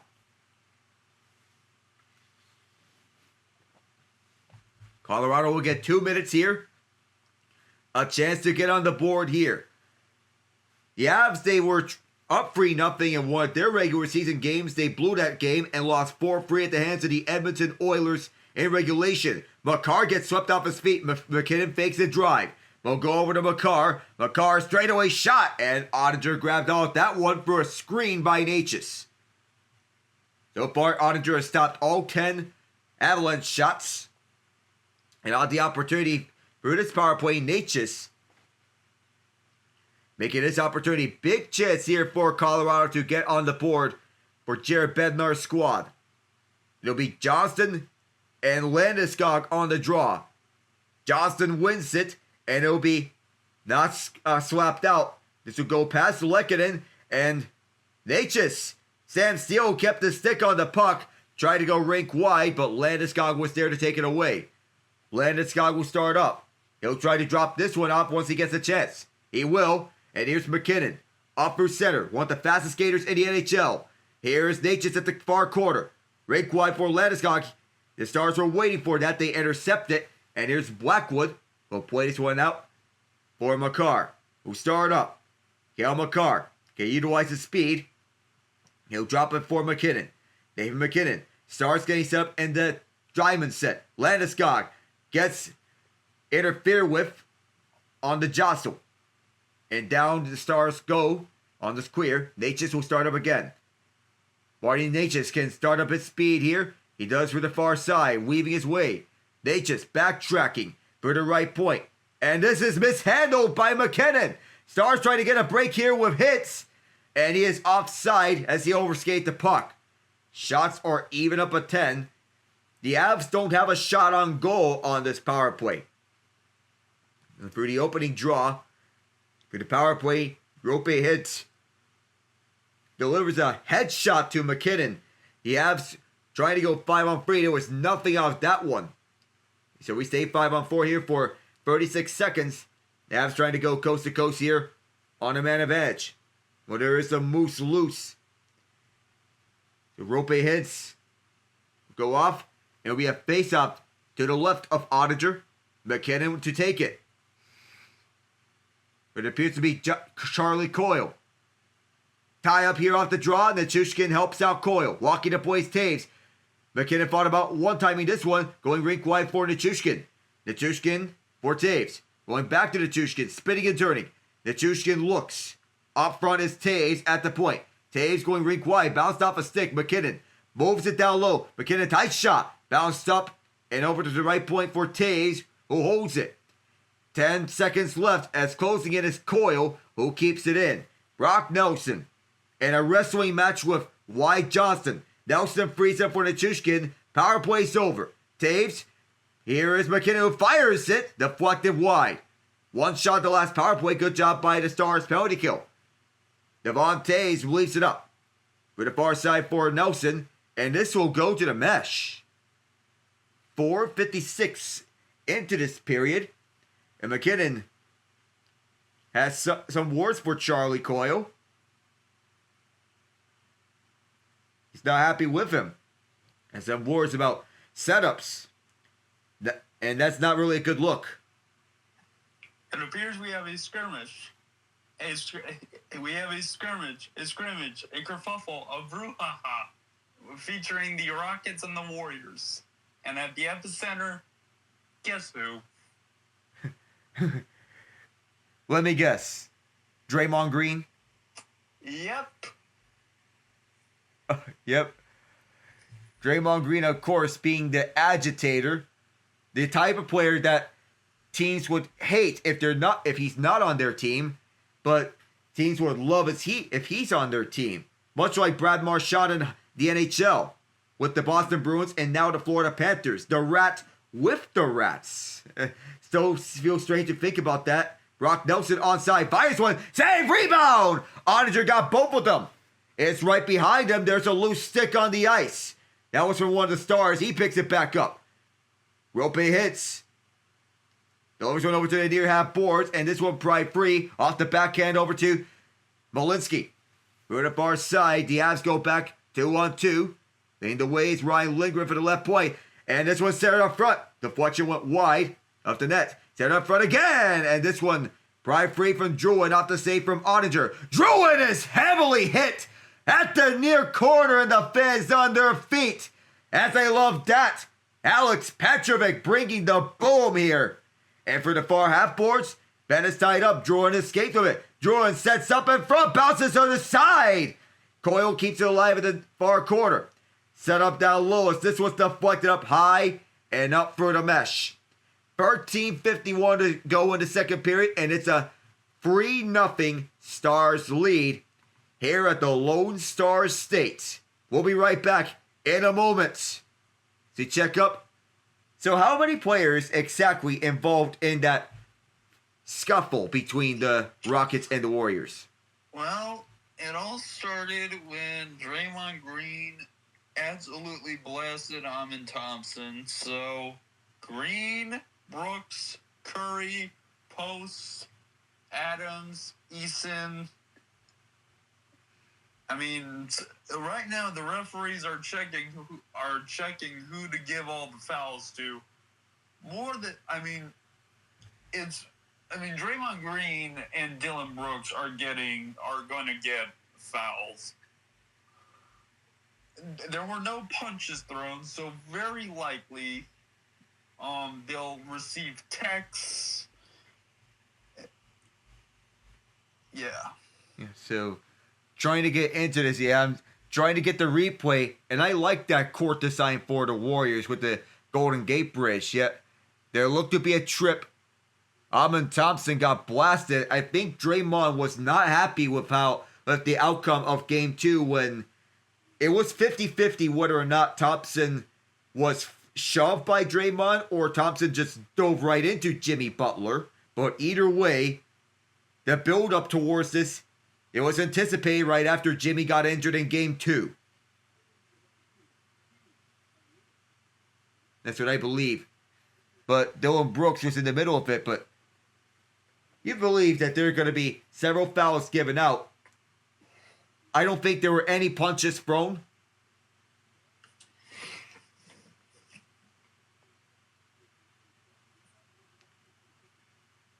So, getting back here on Dallas, we're somewhere. Best not to mention a certain event that happened to this city. But nonetheless, do with this as you will. As we're back underway. As the shots are 11-10 Colorado, Dallas has the 3-0 lead. This is where they're leading when it matters. At the far corner, this is bounced up, and this will be settled back down at center ice by the Avs. Spinning around is Mackinnon, and this will go back over to Makar. Jared Bednar separated Makar and Taves from each other. This is icing. Makar being paired with Sam Girard, and Taves paired with Josh Manson. It was Brooks and Curry up at one another. Oh, wow. Curry gets a tech, Brooks gets a tech, and I think Green gets a tech. So several technical fouls being assessed. So Curry gets a tech against him. It's a double technical assessed to both Draymond and Brooks, knowing their agitator role. Stars keep it in, and this will be cleared out. I'm not surprised that Curry got a tech, because he's usually level-headed. One of the rare times that he gets heated. Well, it wasn't heated. Brooks got his second foul, and he held up a 2 in his face. So they got him for taunting. Was it a second technical against him as we have an icing? No, it was just a second common foul. All right. Well, that's going to be a 15-yard penalty and an automatic first down nonetheless. Yeah. Miro Heiskanen is still practicing with the Stars. He is not in a non-contact jersey, so there's progress on the Heiskanen front. We'll have to check up on his status for Game 6, but he is trending towards a return. Collected at the top of the right circle by Nelson, who delivers it down low for Nichushkin. Boxed out at the near corner. That allows the Stars to pick it up and go on a 2-on-2. Johnson sends it up and dumps it in with Dodonov in pursuit. He does not get the puck. Nelson does. And here's the counter here for the Avs. They enter with 4-on-2. Here's Nelson in front. Save! And Oninger got the rebound too. The Stars so trying to break out here. Here comes Mikko Rantanen. What takes rushing back? Kicked out by Blackwood. He won a second one on his former team. The Moose is indeed getting loose. Sticked away, and here's Rope hits. Who throws it on to the far side for Granlund. Kerwin drag. Fired wide. CC holds it at the right point. Goes down low for Rantanen, who picks the near corner. Rantanen shielding the puck away from his former teammates. And to be chopped away by Malinsky. Malinsky sends it down. And Malinsky has driven towards the Stars bench. And there's pushing and shoving at the end of the scuffle. Where the Stars did not get onto the bench. And back comes Drouin. Donovan Drouin puts this back onto one of the Stars defenders. And goes towards the goal line near corner. Bounced up. And it's to be settled down at the near half board by the penalty box. Marchment centers up for Duchesne. Around this goes with Marchment in pursuit. Wanted to keep this down low for Tyler Seguin. Had a second career playoff overtime winner in Game 3 of this series. The other one, Game 6. And here's Seguin to the front. And Blackwood got the save. Penalty arm in the air. This is going to go against the Avs.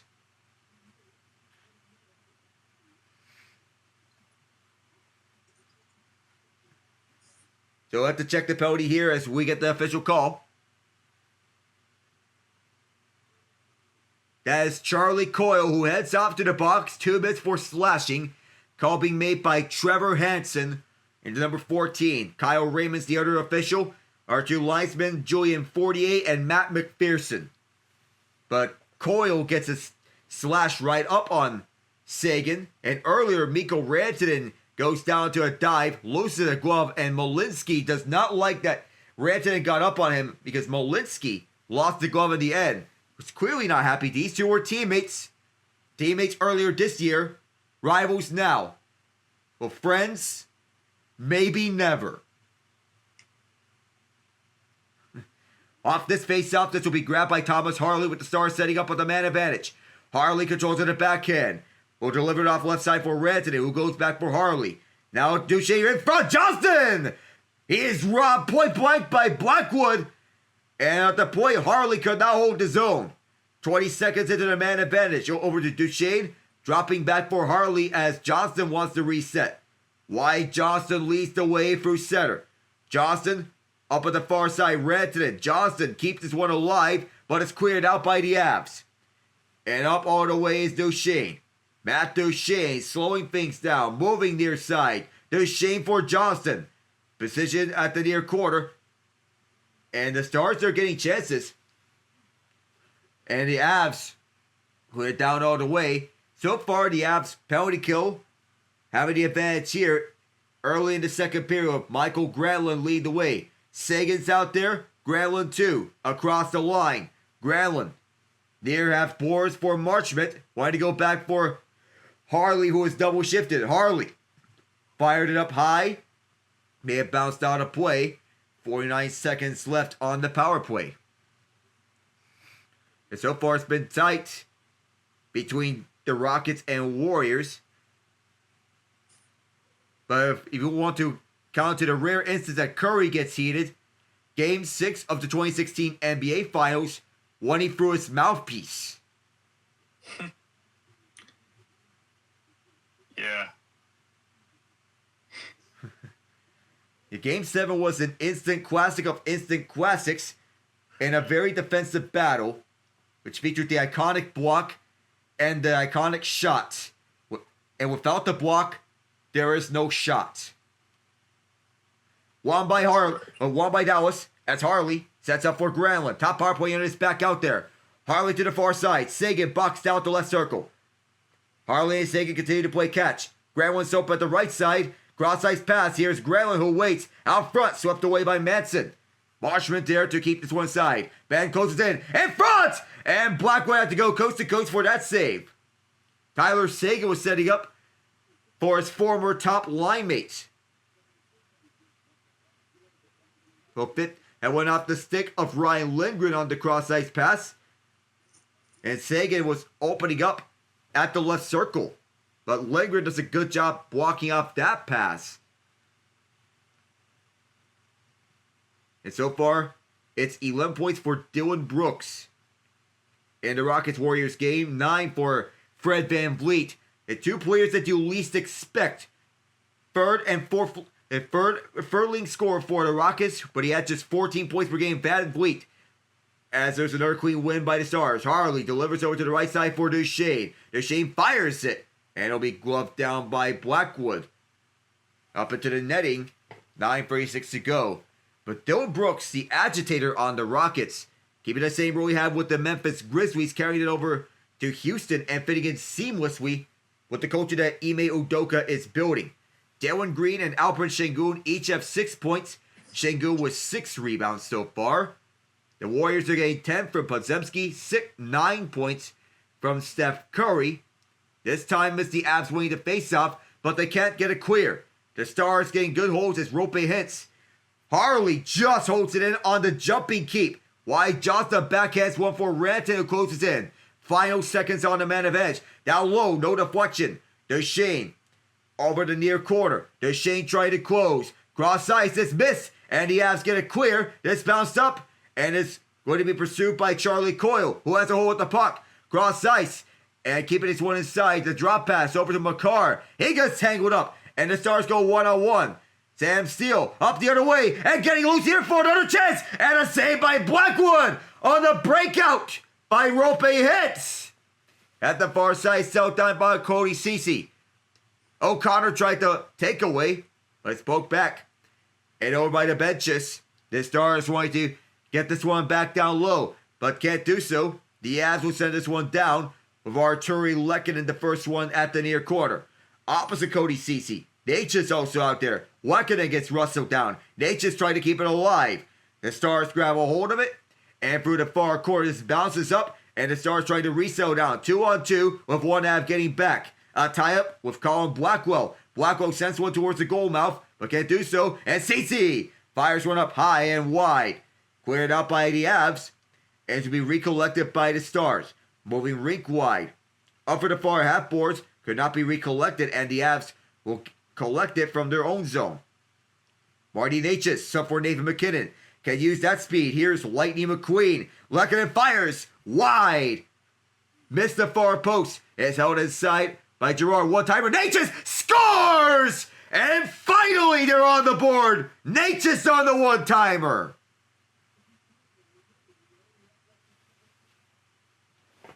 It might be MacKinnon. Lehkonen might have gotten a piece, but nonetheless, the Avs don't care. It is one goal back for the Avs trying to make a comeback. You remember they made a comeback in game one of last year's second-round series. Lehkonen tipped in Natchez's one-timer and roofed it top shelf. Natchez on the initial shot. I did not see the deflection, but Lehkonen roofed it on the slot. That's how you get it done. His first goal since the opening goal of this series, which he did not kick it in. It's a wet off his leg. He's on the bench now. The Avs are back in this. Don't count them out.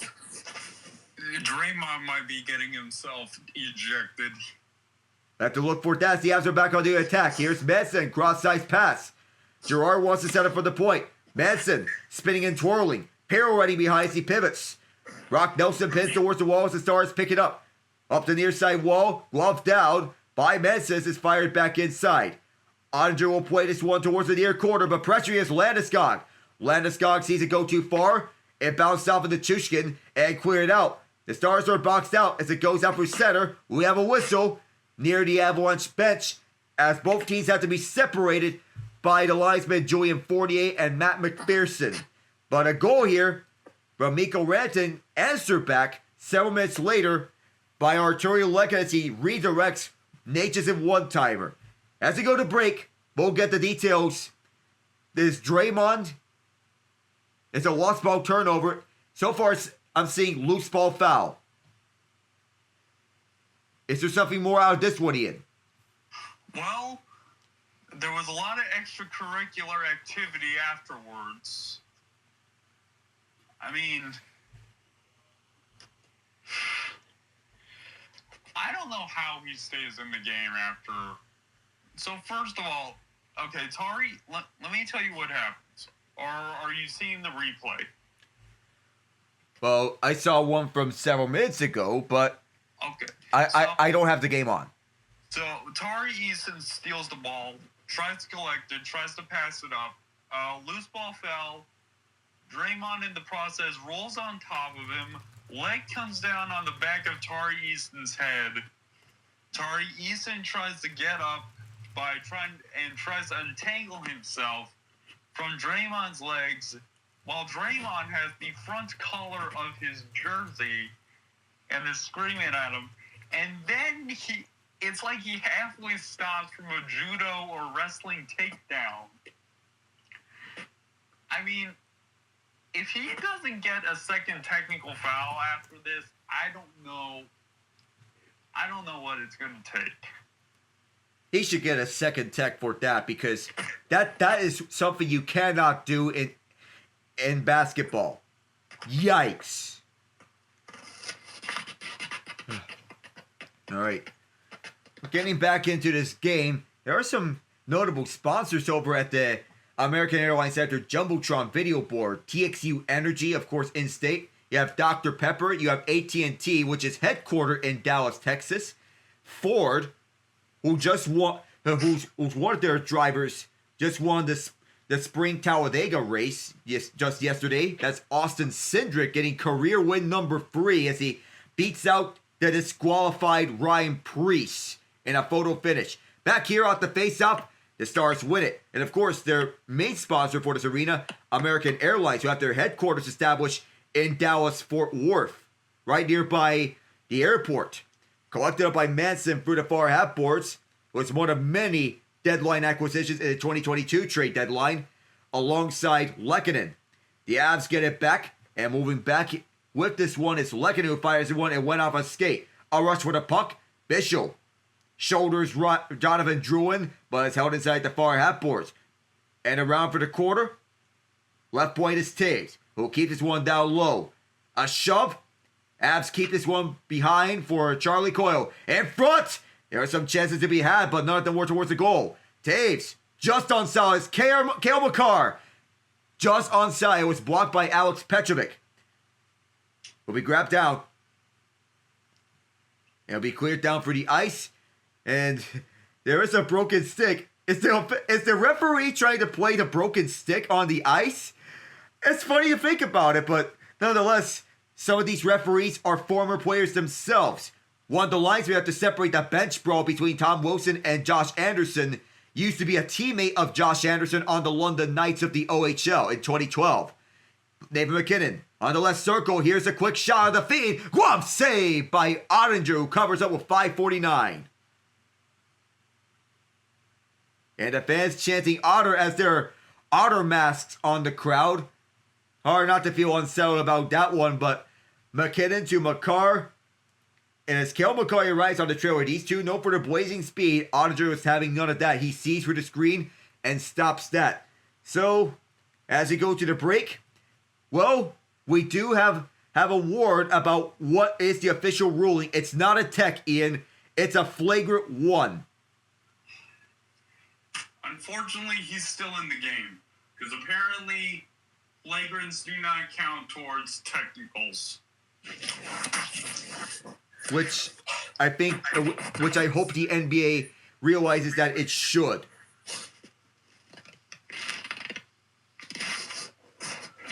Because if you get a flagrant 1, if you already get a technical, you should be ejected from the game. If you get a flagrant 1 and then get a technical foul, you should be ejected from the game. Flagrant 2 is automatic ejection. That's no question about that. Oh, and even so, Curry has 10 points on 3 of 6 shooting. And Jalen Green has 8 points, same as Amon Thompson. Van Vliet with 9, Brooks with 11. We'll see how this physical series boils down through the line, but you can expect that these two are heated. Voltari got a technical out of this one. Draymond a flagrant 1. As Curry makes a tech, Eason makes the flagrant free throw out of this. And in technical free throws, you can choose which free throw shooter to send to the line. And that time the Warriors went with Curry, one of the greatest free throw shooters of all time. Game 4, Oettinger had 31 saves but let up 3 goals. But that was mostly because of the outstanding pressure the Avs put on the Stars in Game 4. Tonight, the Stars have limited the Avs to 15 shots so far as off the face-off. This will be cleared down onto the center of the ice. Avs trying to survive through 2 stick checks from Duchesne and Sagan. They do. Grabbing a hold of it and through danger, they'll move this through center. Taves near side. Taves. Back checks onto the left point. Or arriving there's MacKinnon, who gets boxed out, just keeping his onside. MacKinnon moves in and scores! On the slot, Nathan MacKinnon gets the Avs within 1!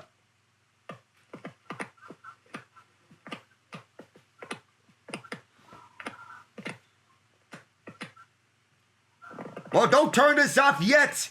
The Colorado Avalanche, a la Game 1 of last year's Western Conference semifinal, are within 1 goal. The all-important question is if they can get the tying goal. After a fast start, the Stars are cooling off with MacKinnon, who shakes off Matt Duchesne, and he gets just his 2nd even-strength goal of the series. He has 5 goals now throughout the series. That's a goal-per-game pace. 53rd career playoff goal, and he has just pulled the Avs within 1. Arguably the best player in the NHL right now. He has 2 goals and 227 for the Avs. Clear it back down as it's collected up by the Avs at their own far corner.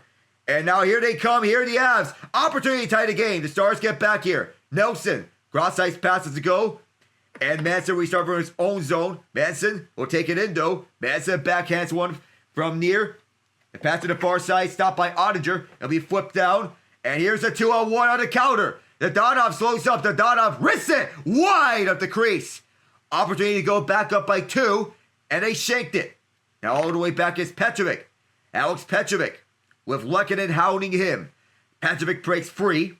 And he'll feed it up for the near side. Bounces off the near side boards towards Lindgren. Away from Oscar Bach. Lindgren for the near side was Drury. Gloved down by the Stars. They'll fire this one downwards Blackwell. And for the far half boards, Molinski tying up his man Oscar Bach. And at the far corner, Lindgren chopped that one aside. And it's corralled down by the Avs. And another glove down here by Petrovic. Across the line is Blackwell. Pass too far. And that's going to be a penalty. Interference on the play. And it's Sam Molinski who is the guilty party. Easy calls day. As Blackwell got hit up high. It's getting testy here. That's a tough penalty for Colorado to take. And Lindgren is not done with Sam Steele. But Matt McPherson separating the two of them. And Gabriel Landeskog is arguing his case.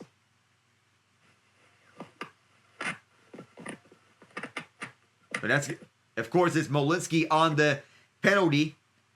As it's elbowing against Molinski. Steele got decked up and the altercation ensues. We've had physical games so far in the nightcap slate here, Ian. We've had scuffles in the Rockets-Warriors game. We had several scuffles here in our game that we're covering. Yeah. And both are Texas-sized matchups. Yep. That's how big it is. Everything is bigger in Texas, but the state of California also seems to get the memo with everything bigger. On the ice are Hintz, Johnston, Duchesne, Rantanen, and Harley for the Stars man advantage unit. Kiviranta, Coyle, Taves, and Makar for the Avs penalty kill. The Stars have not gotten a shot on goal since their breakaway, and they're 0 for 2 with 4 shots on the man advantage. So far tonight, 3 for 16, 29 shots overall in this series. Duchesne holds on to it, steps up, fires, blocked. Goes back for Harley, and here's Duchesne going down low for Johnson. Up front, that pass was sticked away. Hintz keeps this one inside for Ranton, who was all tied up in the near corner. Avs collapsing on him to try to get the clear. Johnson kept this inside for Harley. Harley going down low for Rantanen, who waits in the near corner. Going back for Harley. Does he go back for Rantanen? Yes, he does. Rantanen tried to open up space. Waiting for Harley. Harley slowly with this for Johnston. Not a lot of movement. Johnson opens up. Can't find Hintz here. Here's a one-timer. Rantanen bounced off of Blackwood. Duchesne keeping this one alive. Hintz, Rantanen.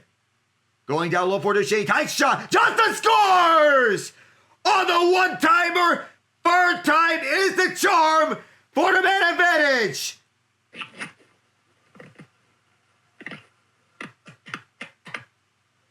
Wyatt Johnston. That's his second of the game after he opened the scoring 9 seconds into the first period. He has just delivered the Stars their 2-goal lead right back.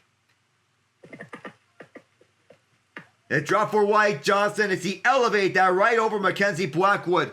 Great keep by Thomas Harley to go down low, and Matt Duchesne set it up perfectly.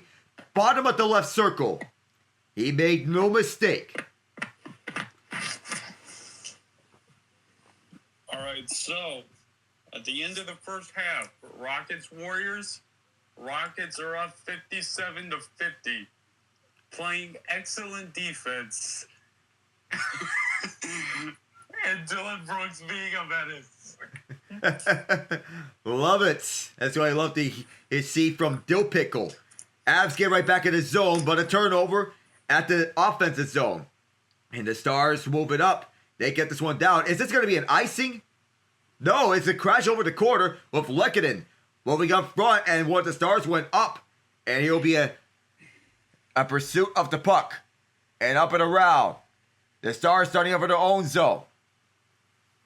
4-2, the Stars lead. The Avs, they look to come back here with 2 unanswered. But as the Avs pick this one up, they have seen their 1-goal deficit get back to a 2-goal deficit. Streaking down the ice is Arturi Lehkonen. Will feed up for Valerie Nichushkin. Nichushkin, hounded by several Stars. And around for the point, here's Josh Manson, fires one, blocked in front for traffic. And that one fired wide. Still loose right behind. The Stars pick it up. At the far half boards, it's chopped ahead as the Stars want to get another chance. Avs do a good job holding that off. It's Brock Nelson. Good poke there by Rantanen to keep this one aside. That shot high and wide. And it went by Ilya Labushkin.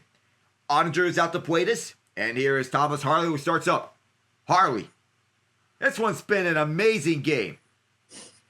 Tyler Seguin. Up for the far half boards. This will be collected right behind the net by Matt Duchesne. Mason Marchment. Posts up on Devon Taves like he did in Game 3 for the Seguin overtime winner. Drive by Petrovic. Deflected wide. Seguin recollects it. And behind the net coming out in front, Seguin tried to spin out Logan O'Connor. Putting on several moves. O'Connor tried to dispossess him. Just backhands one. Petrovic. Redirection scores! Mason Marchment! That was by 3!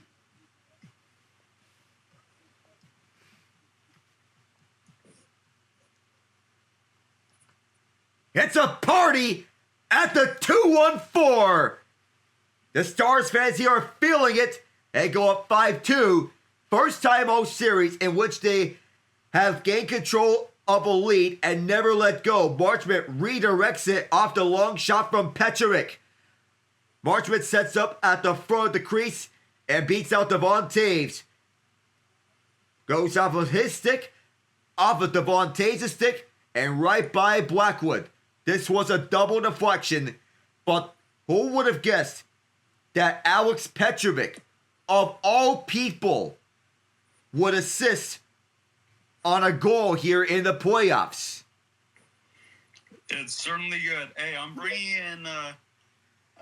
in a new speaker for our space, but he's certainly a traveler. Hey, Grinch, how you doing? What up, buddy? How you doing?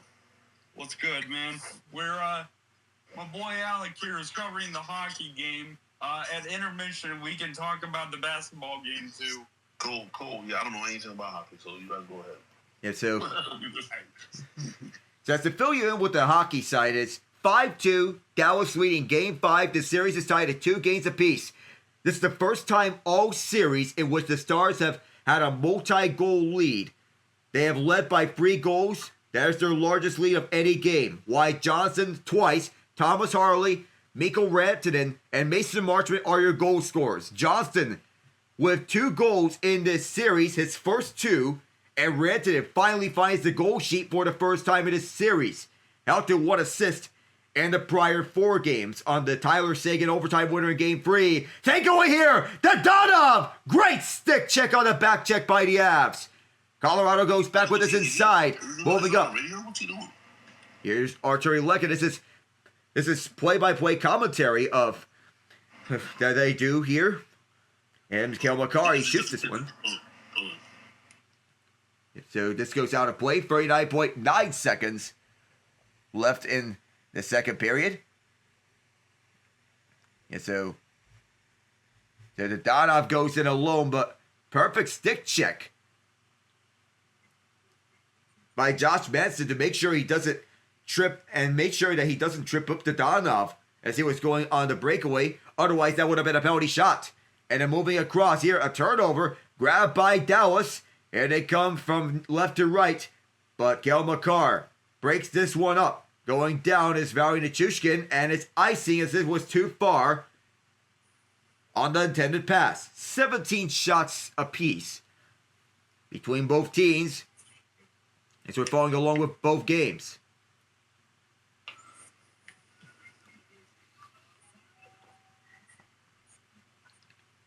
Five goals allowed on 17 shots for Blackwood. Not a night he wants to remember in comparison to Game 4.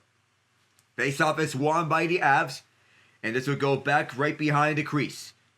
And here they are, moving up to the near side. This is Brock Nelson who gets tied up at center ice. He is jostled up the puck. Stars recollect it at their own zone, but the Avs quickly take back it up.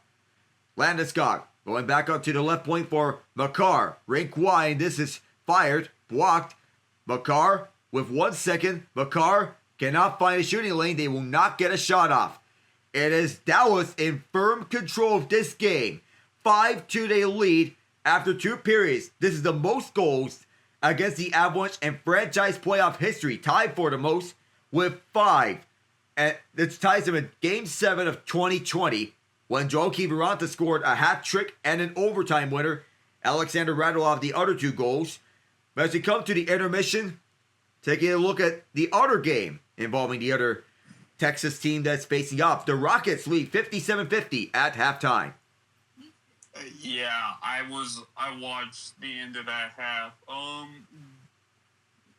mean, the Warriors with some terrible turnovers and Houston capitalizing on them.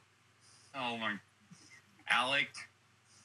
Okay, for you guys to win, make your free throws, please. That's a point of emphasis they want to get out because free throws are something that we've struggled with in this series. Look, people can complain about free throws and foul baiting, but when you're presented the opportunity, make your free throws. Yes, I mean, dude, I don't want to harp on it too much because you harp on it enough. But I mean, Draymond's basically been, he was inactive for the rest of that half. I mean, just please make your free throws. Make your free throws, gentlemen. Hey, come on. There's nobody guarding you at the line. They're right there for you. Hey, even Jimmy Butler's playing visibly injured. He's played 18 minutes and only has 4 points to show for it. 2 of them on free throws. It's clear Butler's not at 100% in this game. You have to take advantage of the fact that Butler is playing through an injury. He's a tough customer, but You remember, 2 years ago, Butler was playing visibly injured since the Eastern Conference Final. Take advantage of that. Yeah, that's true. Wow. Man, I'll tell you what. There's been some open looks that the Warriors have missed. And the biggest difference right now is the points in the paint. The Rockets have 24 points in the paint. The Warriors have 8, which means they are solely... The fact that this is a 7-point game shows you one thing. The Warriors are relying on the three-point shot tonight. Yes, they are. And their 3-point rate isn't up to par with what they wanted to have. 9 for 25 from 3. And meanwhile, Houston's not overly relying on 3. They're not spamming it that much, like what the Boston Celtics did this season. We fired 11 3-pointers. We've made 7 of them. That's my surprise. Yeah, and you know who's made the most of them? If I can guess, Fred VanVleet. Yes. Man. He has been very good. He stepped up big. It seems that every shot that has been thrown up by the Warriors, when it matters most, he's answered for them, which is good because this is his job, is to shoot the 3. Like he did in Toronto in the championship years and all those years he spent with them. This year he's been the much maligned piece on the Rockets because this year was a down year for him. And even so, he stands to 12 points, which is 2.5 points shy of his point per game average this year. So far, so good for Fred as he's bouncing back. He also has 4 assists. Was previously a shooting guard. Fit into the point guard role after Kyle Lowry left the Raptors. Yeah. Fit into the role well, and yeah, he's doing good work tonight. They need him to do this every night, though. If they're gonna beat the Warriors. And while 3-point shooting isn't supposed to be a strength for us, so far it is tonight. That doesn't mean we can rely on 3-point shooting because there's no guarantee that all those 3-point shots are going to fall for us. Continue playing your game and stifle the Warriors on defense. And because the Warriors are not shooting well from the outside, that doesn't mean we can't let them shoot from the outside. If you want to look at 3-point rates, Draymond Green, 2 of 4. Jimmy Butler, 0 of 1. Steph Curry, 1 of 4. Buddy Hield, 0 of 3. Brandon Podziemski surprisingly has the most 3-pointers of any Warriors player, but he's 3 of 5. Quinton Post, 2 of 5. Not really much of a 3-point shooter because he's more of a big. Moses Moody, 1 of 3. But the Warriors' identity is built around 3-point shooting. They'll get most of those, but most of that is going to come from their guards, like Curry, Podziemski. Those are your main 2 that you want to have the 3-point shots. Even Hield. Those shots are not falling for him, but he can get hot on any given day. Yes, sir. All right, so this is what we got so far. Rockets up 57 to 50. Currently, Dallas whooping up on the Avalanche 5-2. And we're looking at I know they have a whole half left. Yeah. But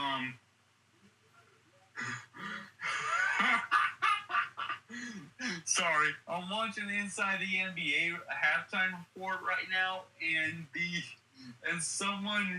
put up a post. Someone saying the Heat don't deserve Galveston, much less Cancun.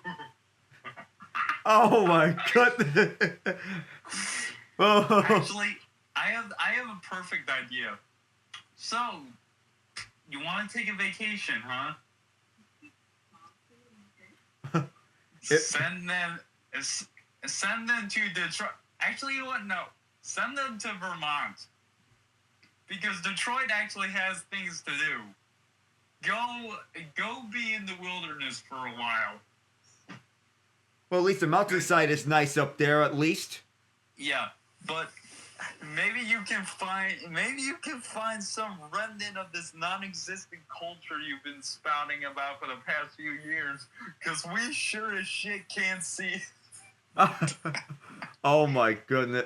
I mean, we can't. It's Heat culture dead. That was long ago. Yeah. And I honestly left with Jimmy Butler. It started with Jimmy Butler and this current iteration, and it ended with Jimmy Butler's unceremonious exit. I mean, the Cavs just put them out of their misery with Donovan Mitchell, 22. Evan Mobley, 17 with 7 rebounds. Has 2 blocks as well. Mitchell, 5 assists. Off the bench, Ty Jerome, 18. 5 assists. DeAndre Hunter, 19. On 6 of 11. Jared Allen, 14 points. 12 rebounds. 6 steals. And in fact, the Cavs as a team had 15 steals. Check this out. Jared Allen had more steals than the entire Heat roster.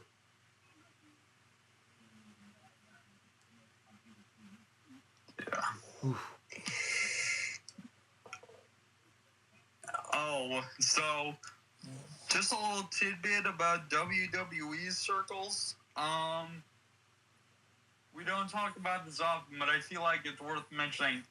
Pat McAfee will be involved in a match at the pay-per-view event Backlash. Oh, of course, we know that the former punter is all over the place. He has his own show. He's on College Game Day, and he is a wrestler at WWE. He is pretty much guaranteed that College Game Day will have will stay fresh and give us and have it continue to be fun. Oh yeah. So, especially with how no matter where they go, he always hypes up the crowd. Of course. Yes, he is the hype man of hype mans in football. Much like how Paul Bissonnette is the hype man of hype mans in hockey. Yeah. And nothing gets old. And these crossovers between Charles Barkley and Shaq with the NHL on TNT panel on the studio, they never get old. And even Shaq made an appearance at the NHL on TNT at the second intermission of Game 4 between the Kings and Oilers. Ever since, the Oilers score 3 unanswered, win the game in overtime. I guess the blessing of Shaq helped out the Oilers. Oh, I wonder what John Buccigross is doing because of that one picture of him doing a yoga pose over by the beaches. Steve Levy, Mark Messier, and PK Subban pointing it out. Oh my goodness. Well, I must say in terms of hockey, what the hell was that, Kings? I got nothing. I really got nothing, because last I checked, the Kings had just gone up 4-3 on one of the most ridiculous goals I have ever seen since I've been watching hockey. And I've seen a lot of goals scored. But that was insane by Trevor Moore. Props to him. And then, just before I go to bed, I think, okay, let's see, how much did the Kings win? Oh, my God. Oh, my God. Don't be fooled by the final score in Game 3. That was actually a tighter game up until the 2 empty netters. The Kings proceed to get ran over, much like what Zach Hyman did to Drew Doughty on McDavid's empty netter. Oh. I mean, look, that kick may be controversial, but I'm not challenging for goaltender interference on Evander Kane's goal. Jim Hiller thought there was instant regret because Evan Bouchard, second power play goal, puts the Oilers up for good. Then, Game 4, you think the Kings would take control of a 3-1 lead in Game 4. They are outscoring the Oilers in the second periods, but the Oilers are outscoring the Kings in the third period of each game. That includes Game 1, when the Oilers make that dramatic comeback. Game 3, when they score 4 unanswered. And then again, Bouchard near single-handedly willed his team to a tie game. Scores 2 again, including the tying goal. And scores 1 on a broken play. Scores a tying goal, Bardowski. And then in overtime, Vladislav Gavrikov commits the cardinal sin of facing the Oilers' rush. Trip one of the Oilers, put them on the power play, and when Gavrikov tripped up McDavid, I knew the game was over. Yep. I mean, come on. How do you stop Leon Draisaitl on the power play? How do you stop him on a one-timer off a net front scramble? You don't. No. He's inevitable from the bottom of the right circle. And he banked this in with take advantage of Kemper being down on full sprawl. Between the third period and the overtime, the Oilers outshot the Kings 34-13. You cannot win games like that if you're the Kings. You cannot force Kemper to be being Henrik Lundqvist and leave him out to dry in the most important games. Inexcusable from the Kings.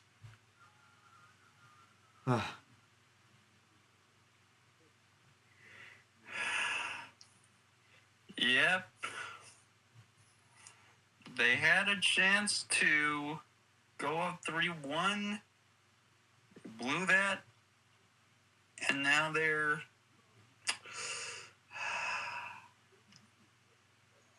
Now it's 2-2. They have to go right back to Edmonton without a 3-1 series lead. Or do you mean Los Angeles? Because the Kings have home ice advantage this time. Oh. And that's right. I forgot about that little tidbit. Regardless, though, they could have gone back to LA with home ice advantage. Yeah. And the catch here, the Kings are the best home team in the NHL this year. In the playoffs, though, everyone's record is reset, so that might not matter much anymore. But if the Kings can feed off that home crowd energy, their harmonicas, and, hey, I may even want to bring him up, Eric Cartman, perhaps that could be the boost the Kings need. Oh, the Warriors are cutting back. But the Florida Panthers, they are up 3-1 this series. They have never blown a 3-1 series lead in franchise history, which is good news for them. And John Cooper, though, has won twice in series in which he's trailed 2-0, but never a 3-1 series comeback. The last time there was a 2-0 series comeback for Cooper as the bench boss for the Lightning, 2022, in that year's Eastern Conference Final. Trailed the New York Rangers 2-0, won 4 straight.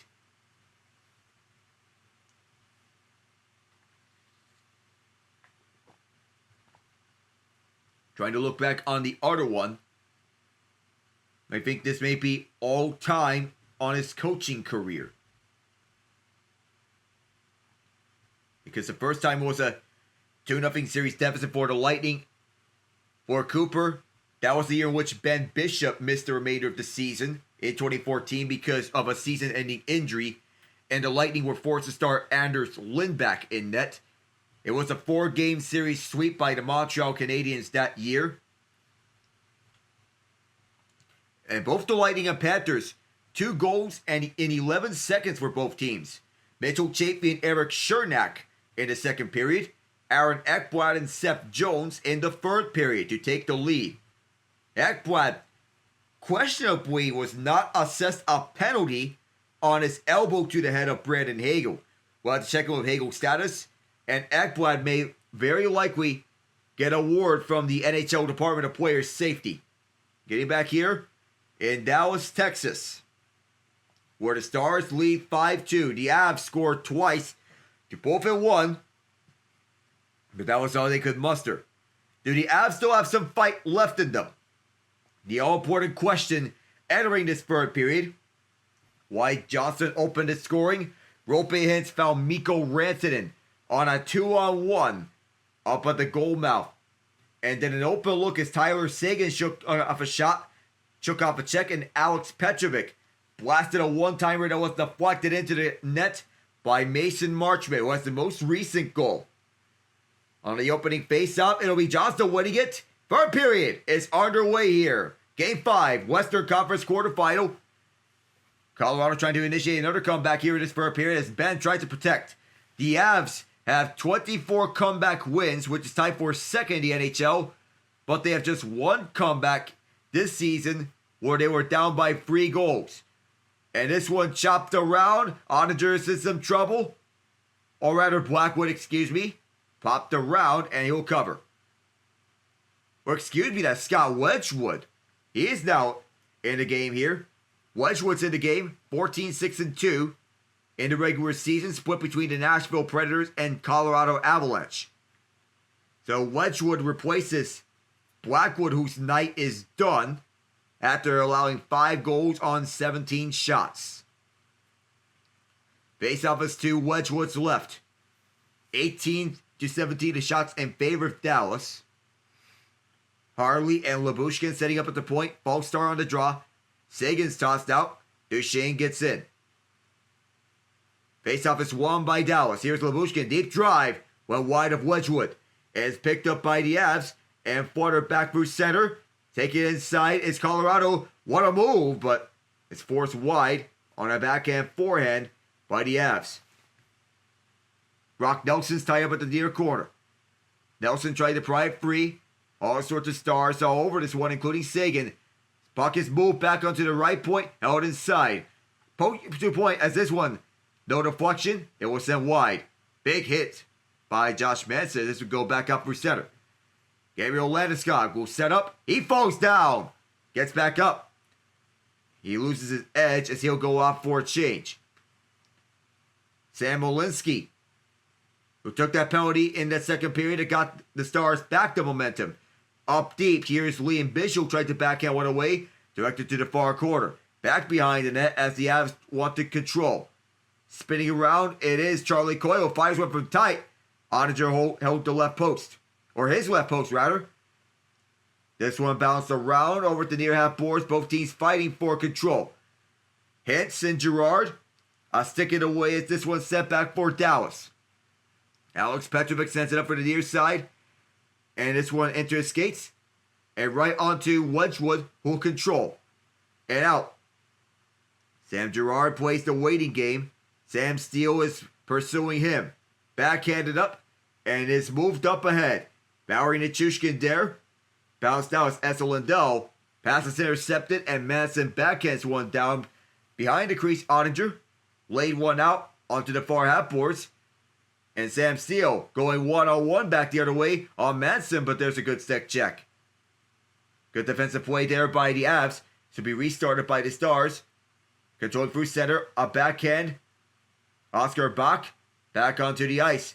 And for the far half boards, Arturi Lehkonen. Moving up for the far side, Natchez, who weaves right by one Star. Natchez waits. Inadvertently turns it over. And here come the Stars here, 3-on-2. On the rush. Here's the pass to the right side. It's blocked off. And the second chance was blocked away off a stick. Natchez down the near side. Natchez flutters one behind Oettinger and then back around for Natchez. Couldn't get this one up front. Thomas Harley. And up at the far half boards, this bounces over at the left side. Natchez calling for it is McCarr. McCarr fires. Glove down by Oettinger.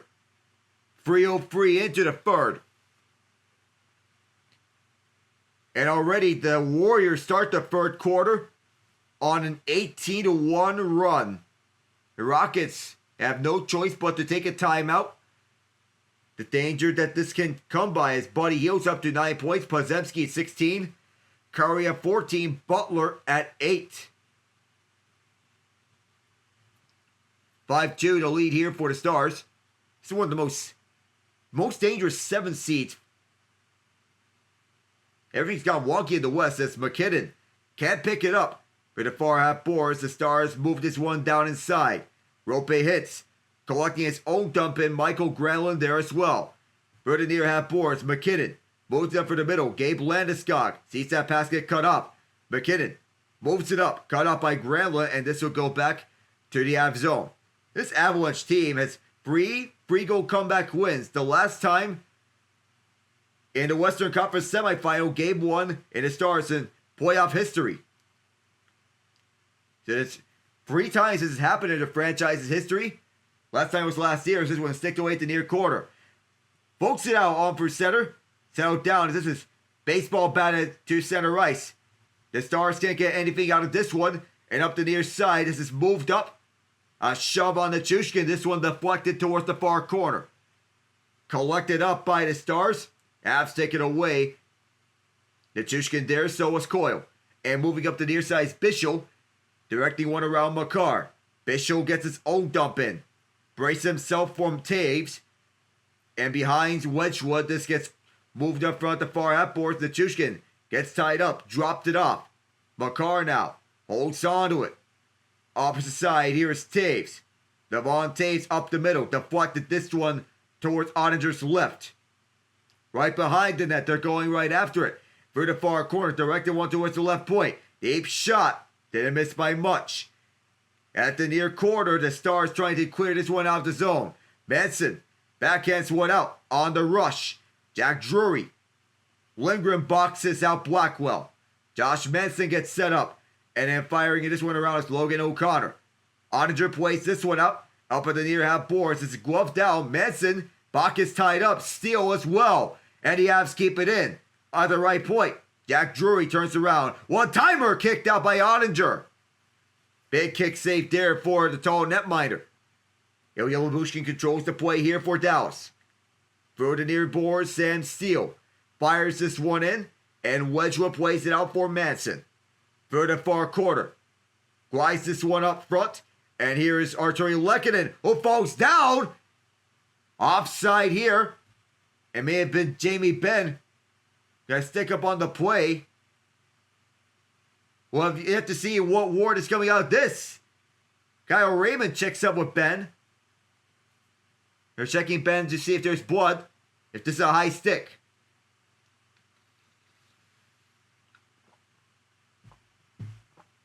No blood on the play. Josh Manson gets called for high sticking Jamie Benn. The play happened behind him as Ben gets clipped up high. The official saw it. It's a stick up. Manson doesn't move his stick that much. And he is complaining. And he was so upset about that development. Jamie Benn off to the benches. As he's going to watch the Dallas power play. With the lip. So you have to see where another angle could be if there was anything else for Manson.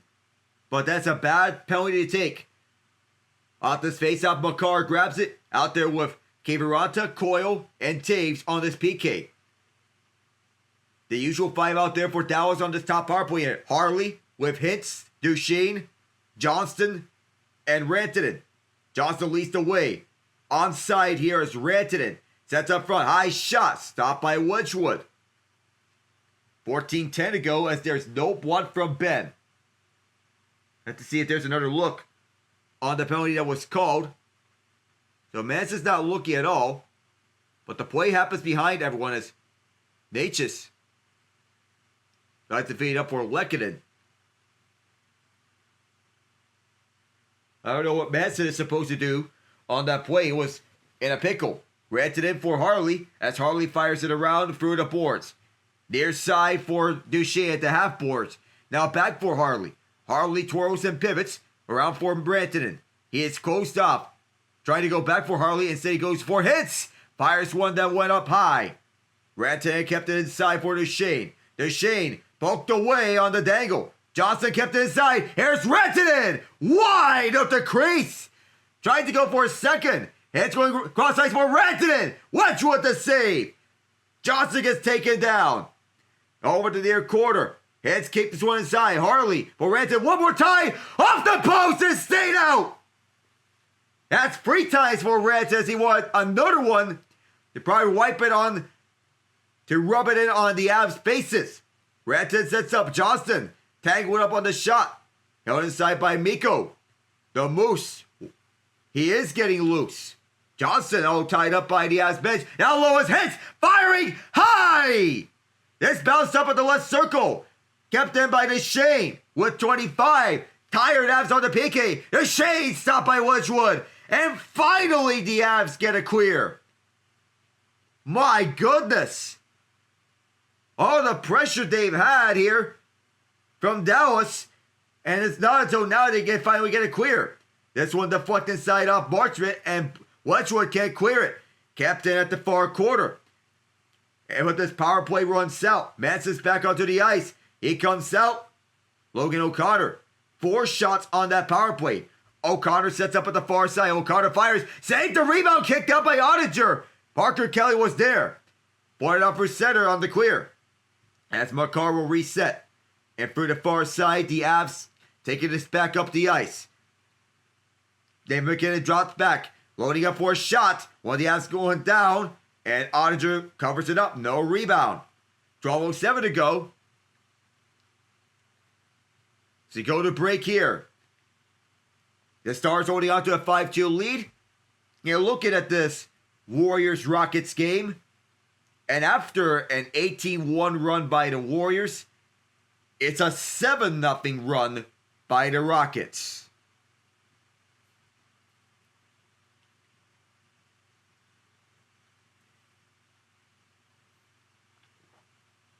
And that run's over.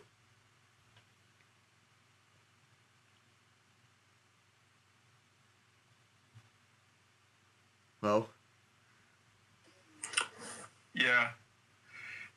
Yeah, the run's over, thankfully. The Warriors missed a few and the Rockets got a few stops, cashed those in for points. It's a 3-point game. Yeah, so essentially, there's still life in the Rockets, especially Alperen Sengun with 12 points now.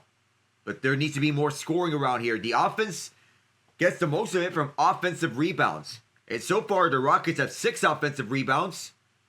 But they're matching the total number of offensive rebounds for the Warriors. 6.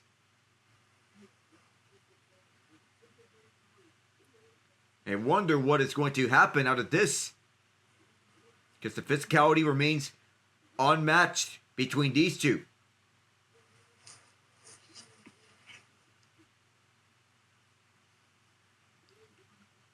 Just waiting out front. But they have just recently noticed a Fred VanVleet personal foul after Buddy Hield made a free to end instead of 7-0 run. That sent Quentin Post to the line. But we are back here in Dallas. A pair of goals from Wyatt Johnston. And a goal from Mikko Rantanen. One that he needed.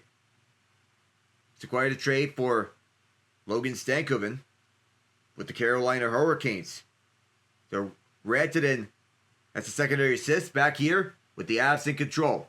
Up the middle, this is gloved down by Natchez. We're going to get a lot of that. Here's Jamie Benn who sets up Johnston. Wanted to go for the hat trick, but he gets sticked away. 2-on-2. Now MacKinnon wants to go himself. Natchez Centering pass up front for a shot. And Landeskog gets turned away by Ottinger. MacKinnon keeps it alive. Back for Taves, long shot. Ottinger's out of his crease. Losing the front, and this one sticked away. MacKinnon still in pursuit of this one. Freed up for Landeskog. Landeskog fires, and that one blocked in the front. Rebound over the left circle. Cannot clear this one down. Another long shot. Rebound. Ottinger gets another one, and the Stars, they're going to ice this, but they can exhale for the moment.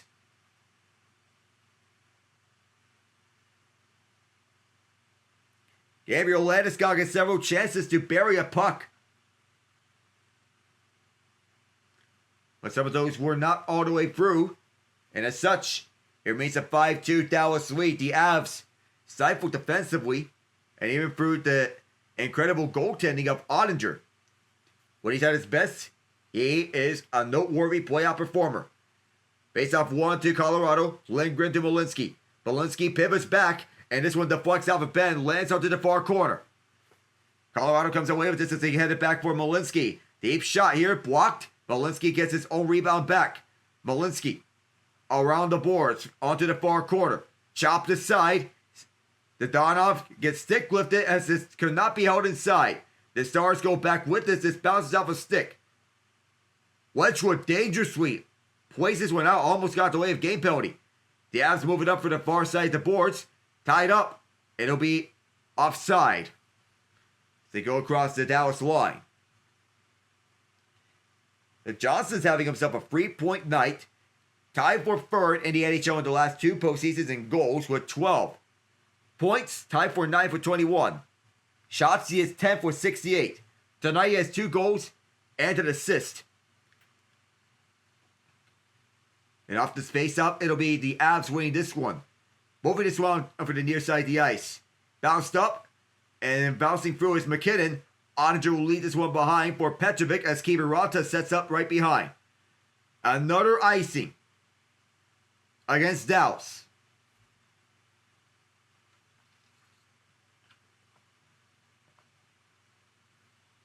So Johnston is a young star in here for the Stars, no pun intended. But his third year, he's emerged as a key face of this franchise. He, Jason Robertson, Rope Hintz. The hope is that Mikko Rantanen can mesh in with this core. Off the face-off, here's Makar. Will go for Taves. Taves fires one. And there is a rest. There's a tango up at the right circle. Whistle blows for a penalty. I think this is going to be against Colorado again.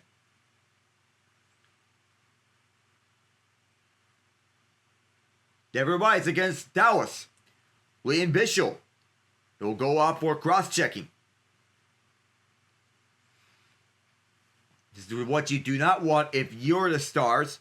As he shoved Nathan MacKinnon down onto the ice as he goes down after the tangle up with Sam Steele. The push down to the hands with a stick on the full extension. That's what caused that penalty to be called. Off the face-off is Makar. Glides one for Landeskog, who sets up at the top of the right circle. MacKinnon. MacKinnon going for Natchez. The two of them exchange places. Natchez. MacKinnon right in front. Ottinger shuts it down. And now the pushing a shoving match. These two going at it. Esa Lindell has his helmet removed. And now another helmet gets taken off. Gabriel Landeskog had his helmet removed. Marty Natchez too. All sorts of chaos at the front of the net. Nobody's gloves are dropped. There's some disagreements at the end of it. There's a chance for MacKinnon at the left circle as he goes down low, spinning and turning around, trying to go for a gorgeous goal right on Ottinger. And then it's mayhem between Arturi Lehkonen and Esa Lindell. Lindell goes out for roughing. And Lehkonen goes out for roughing. It's coincidental minors. It's 2 minutes each. We will continue 5-on-4. But Valery Nichushkin will take Lehkonen's place at the bumper position on his top power play unit. And so Peter DeBoer is down one of his top penalty killers. MacKinnon's still out there. but he took one too many shoves from Lindell. One too many cross checks. And Lindell, a crucial part, the penalty kill. That's going to be a big blow. And Bishop's not on there as well. Nichushkin for Makar. Makar for MacKinnon at the right circle. He'll set up there. Going back for Makar. And MacKinnon once again at the right circle. Wants to move around the goal line. Through Cody Ceci. Marty Natchez. And now MacKinnon. Natchez sets up at the swat. Gets tied up. Nichushkin in front. Can't get the shot away. And now here's Makar from MacKinnon. Once again MacKinnon. And MacKinnon for Marty Natchez one more time. They exchange spots. Cross-ice pass. Missed for Nichushkin. Makar again. Looking Landeskog's direction. Gabe Landeskog looks at the top of the right circle. Now Nichushkin. He and Landeskog change spots. They'll go back with us on the cycle play. Back from Makar. One-timer. Walked in front. Cleared but not out. Landeskog keeps it in. Thanks to Makar. Landeskog. Back from Makar who fakes the drive. Now is Marty Natchez. Makar. No glove for no skate play for Ceci. He is without one. Trying to get back up. MacKinnon. Who's at the front? Ottinger. Full sprawl. Cody Ceci was crawling around his knees.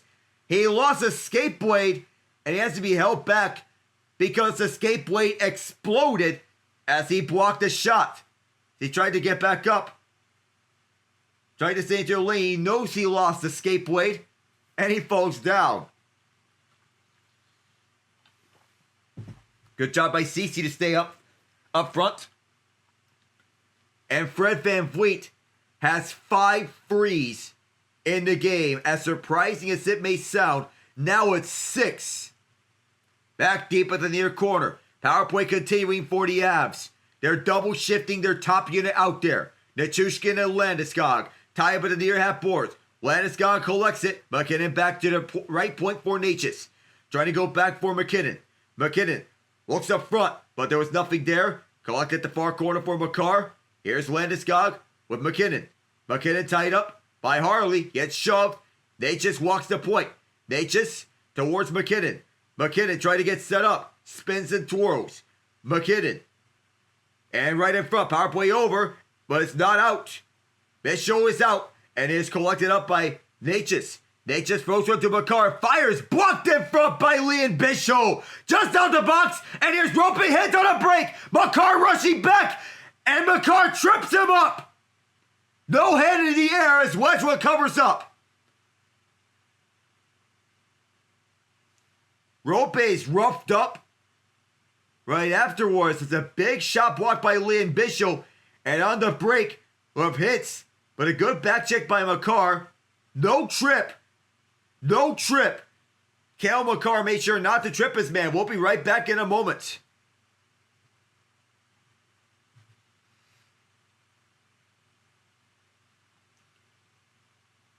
Well, the Warriors, they got a delay of game technical foul.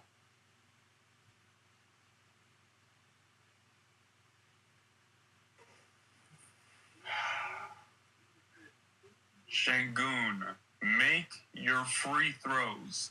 Come on, man. This will be what kills you.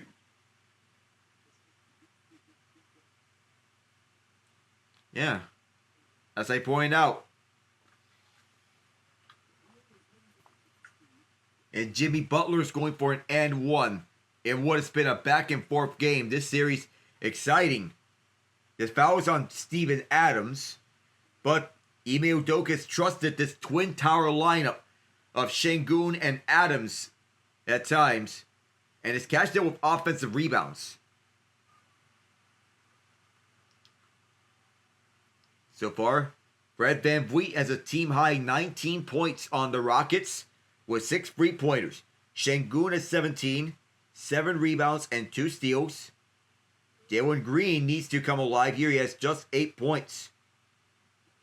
And it's not Steph Curry who is leading the way for the Warriors. It's Brandon Podziemski with 21. They're getting double digits from Curry, who has 14. Hield was 12. Quentin Post was 13. Jimmy Butler, who has 11. Now scoring for the Rockets. Getting back here at American Airlines Center. Every Western Conference series is a 2-2 series. And every Eastern Conference series is a 3-1 series. No sweeps in the first round. The last time we did not have a sweep in a single postseason series was 2016. Rope hits, folks starting to draw. He is matched up with Charlie Coyle. The winner of Game 5 in a tied best-of-7 series goes on to win this series 79% of the time. This is gloved down by Kelly and is taken up by Drury. Moved up at the far half boards where Drury gets it down. In pursuit is Coyle. Charlie Coyle wants to get this up at the near corner. Can't do so as Petrovic covers him and pins him. Nelson trying to escape. Now at the left point, here's Ryan Lindgren. The shot made to Ottinger, who covers. 7:40 left. Now for Game 4. A lot of storylines around, especially with Rantanen's first goal of this game. Rockets need to go on a scoring run. Need to get some positive momentum. Can't afford too many back and forth games. Rantanen is going to go to the bench. So it's Granlund and Hit. Hintz is already there. Face-off is to the right of Ottinger. With Brock Nelson take it. So right back it goes as Mason Marchment wants to clear it down. Can't, as it's kept inside by the Avalanche. Ottinger all over it. He's been outstanding in this game. I'll tell you. A big shoving. Whoa. Pushing and shoving right behind the net. Landeskog was there, so was Lyubushkin. He just came back from in the midst of the action. Oh. You know, it's one way to play it, that's physical. But the Stars Gator, congratulations to Landeskog for coming back. But it's pushing and shoving. A couple shots. And it's a tie game at 80. Well, and Landeskog is deserving the award a C on his sweater for his leadership and his energy. Face-off is to Ottinger's left. Charlie Coyle to take it for Colorado. He wins it. Josh Manson moves in. Manson moves around for the net. Tied up at the far corner. Matt Duchene tried to pry it away, but this one cleared out. It'll be collected up at the Av zone. Flushing out his man is Mason Marchment. Here's an offensive zone takeaway. Marchment misses an open net. Broken stick on the play. And trying to take a new stick is Charlie Coyle. Because his old stick is broken. He finally has a new stick. The Avs get this one out as Logan O'Connor enters. And his glove down out of midair. But they're going to ruin a hand pass. As the Lindell is there. The questions now, if the scoring production continue through Game 6 at Ball Arena, you know the crowd's going to be loud at Denver. They're going to be fired up to see Game 6 of this series. I don't know what game I'm going to cover on Wednesday because tomorrow I'm taking a night off. The tie series, 2 games apiece. And this offensive zone face-off for the Avs. The Stars win this one. Cody Ceci backhands one for Esa Lindell. Oscar Bach. Bounce this one off a stick. It'll be iced. Was behind the red line. So after 3, it is 82-80 Warriors.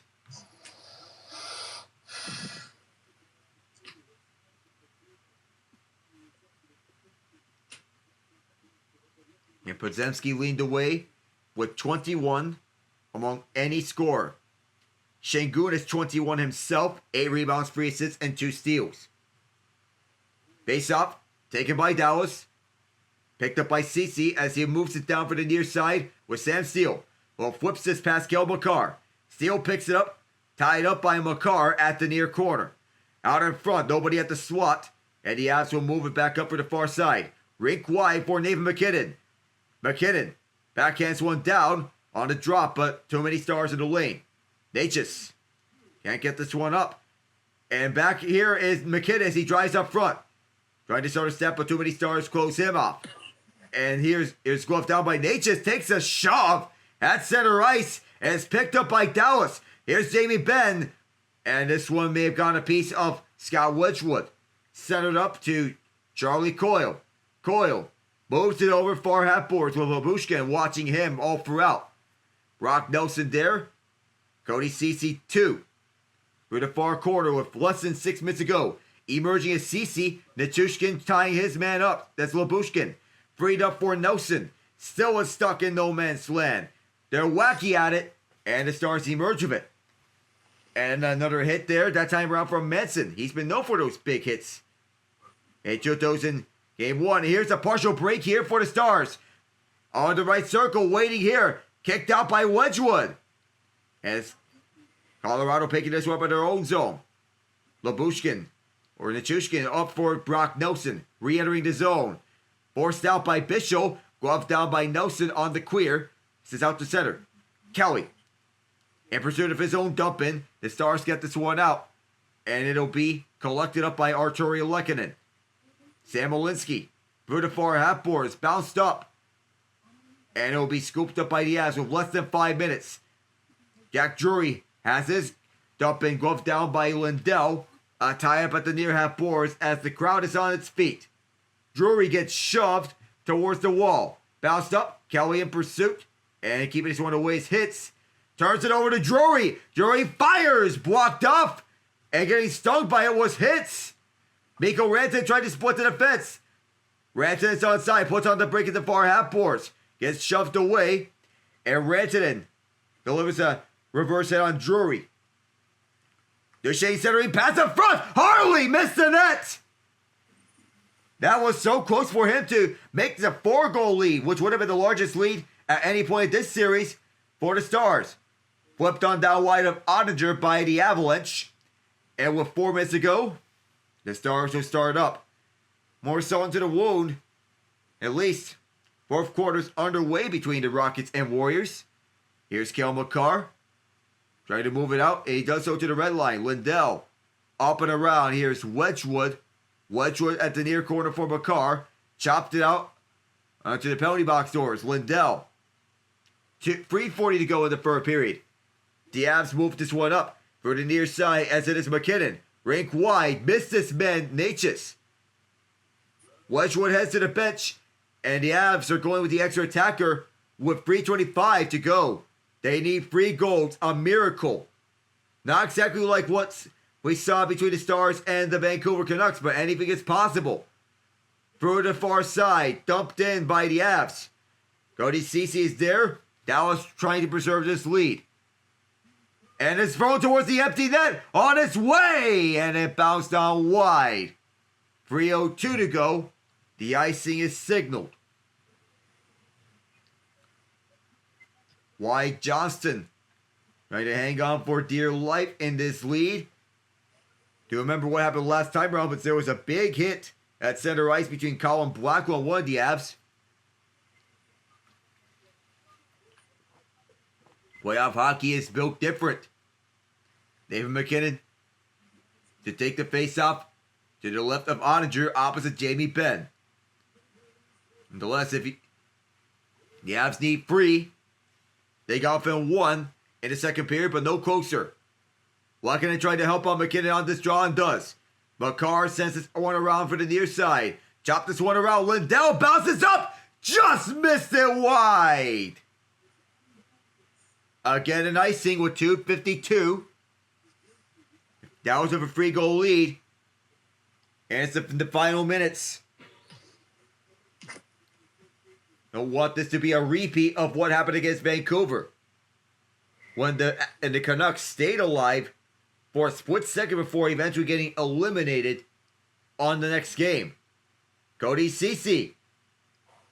And the Donov will clear this one down no further as this will be picked up by the Avs at their own zone. Makar sets up again. Lee pass up front at the far side. It bounces to Lindell. Landeskog colliding at the near corner. And it bounced up onto the far half boards. Up through. MacKinnon keeps his one inside. Here's Makar. One-timer Landeskog. Closed off by Otter. With 2:23 to go here in the third period. For the near side wall. And he got all of that. So we're stepping away for the moment. And so far, a tight fourth quarter, to say the least.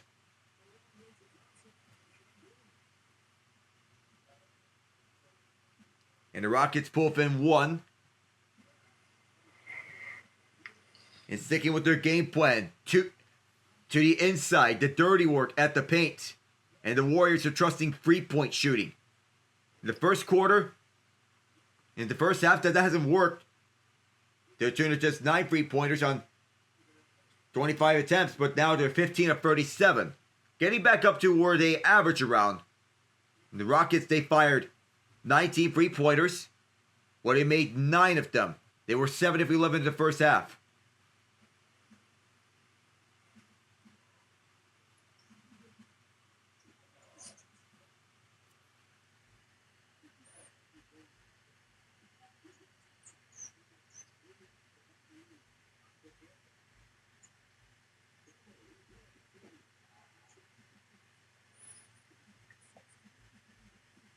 Watching a round through utter scores.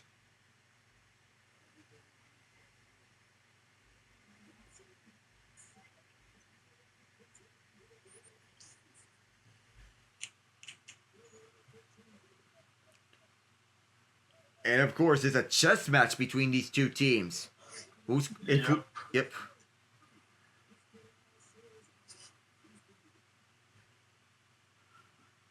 Yeah, at this current rate, it's going to be a matter of who takes the last shot. So it's 5-2 Stars, waiting minutes here in the final, inside the final 3 minutes. Back down the line.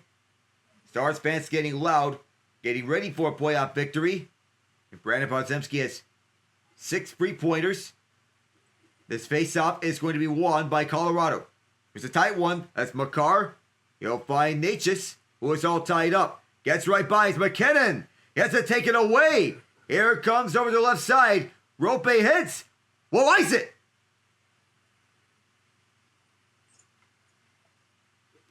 (6-2) here in Game 5. There will be no miraculous comeback allowed this time around. The Stars will head to Denver of a 3-2 series lead. And the big boys all got on top here. And big save after big save from Jake Ottinger. And you know what?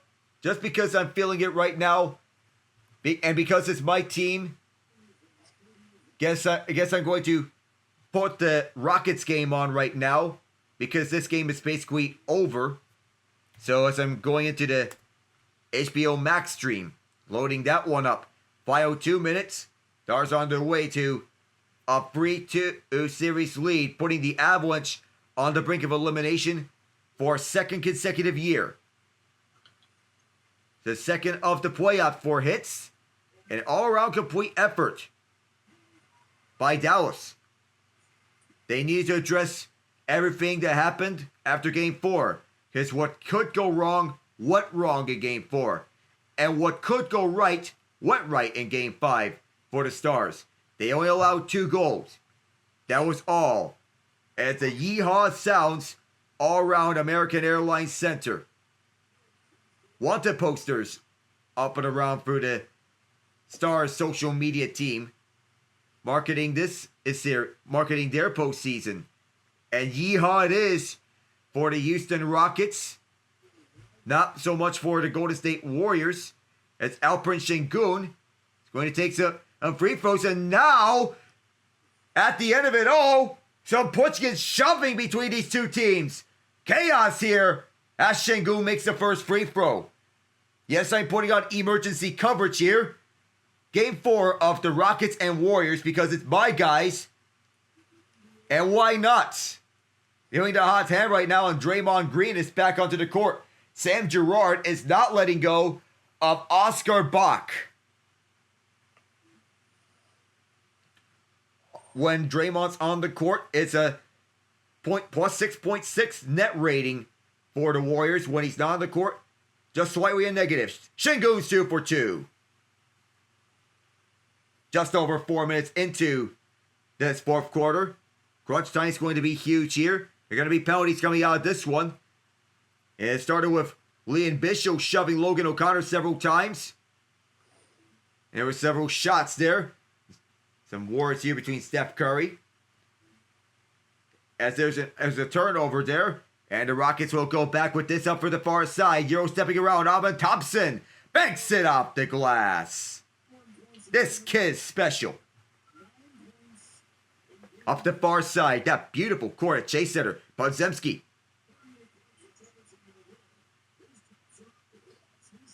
He has some ejections here. Podziemski. And one.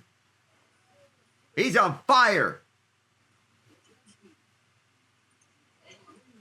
So Brandon Podziemski gets right by Jaywood Green. There was nothing that Green could do.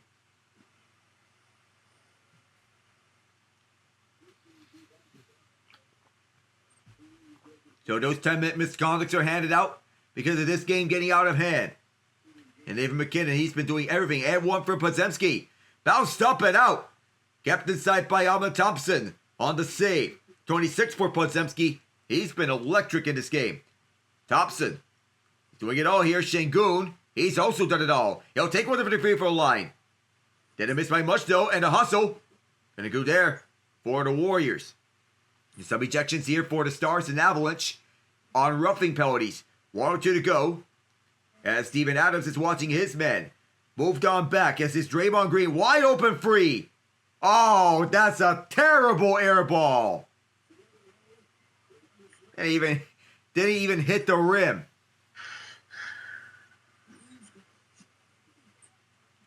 Şengün checks out after a much-earned.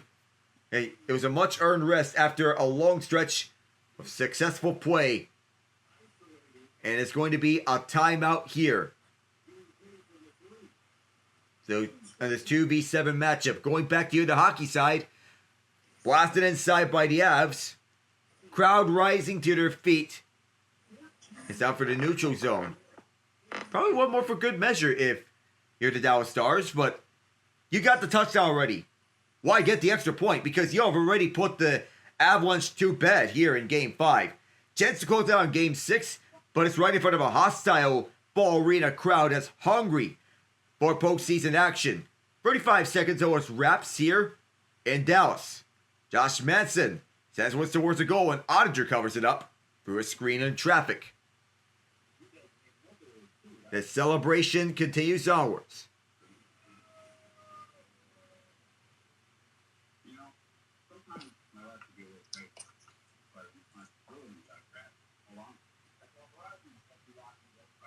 Oh, wow.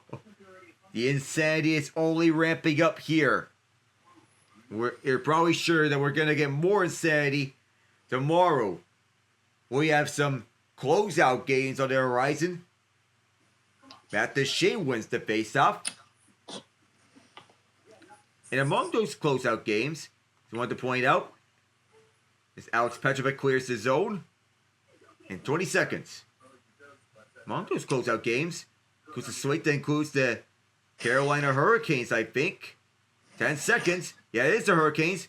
The Maple Leafs, including that slate. The Dallas Stars will head to Denver off a dominant victory here in Game 5. It's their first ever 4-goal margin of victory here in this postseason. Chance to knock the Avalanche out in Game 6.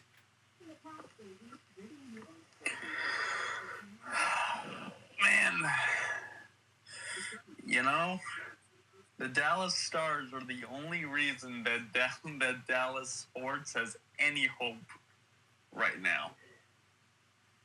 You could say the Texas Rangers. Unless you count the Texas Rangers as part of Dallas. Well, if it's a DFW Metroplex, between Dallas, between the Stars, the Rangers, the Cowboys, the Mavericks. And you can include TCU Athletics in this. It's easily the Stars. And probably SMU as part of this because SMU is just north of Dallas. TCU's in Fort Worth. I'm talking about the Metroplex in general.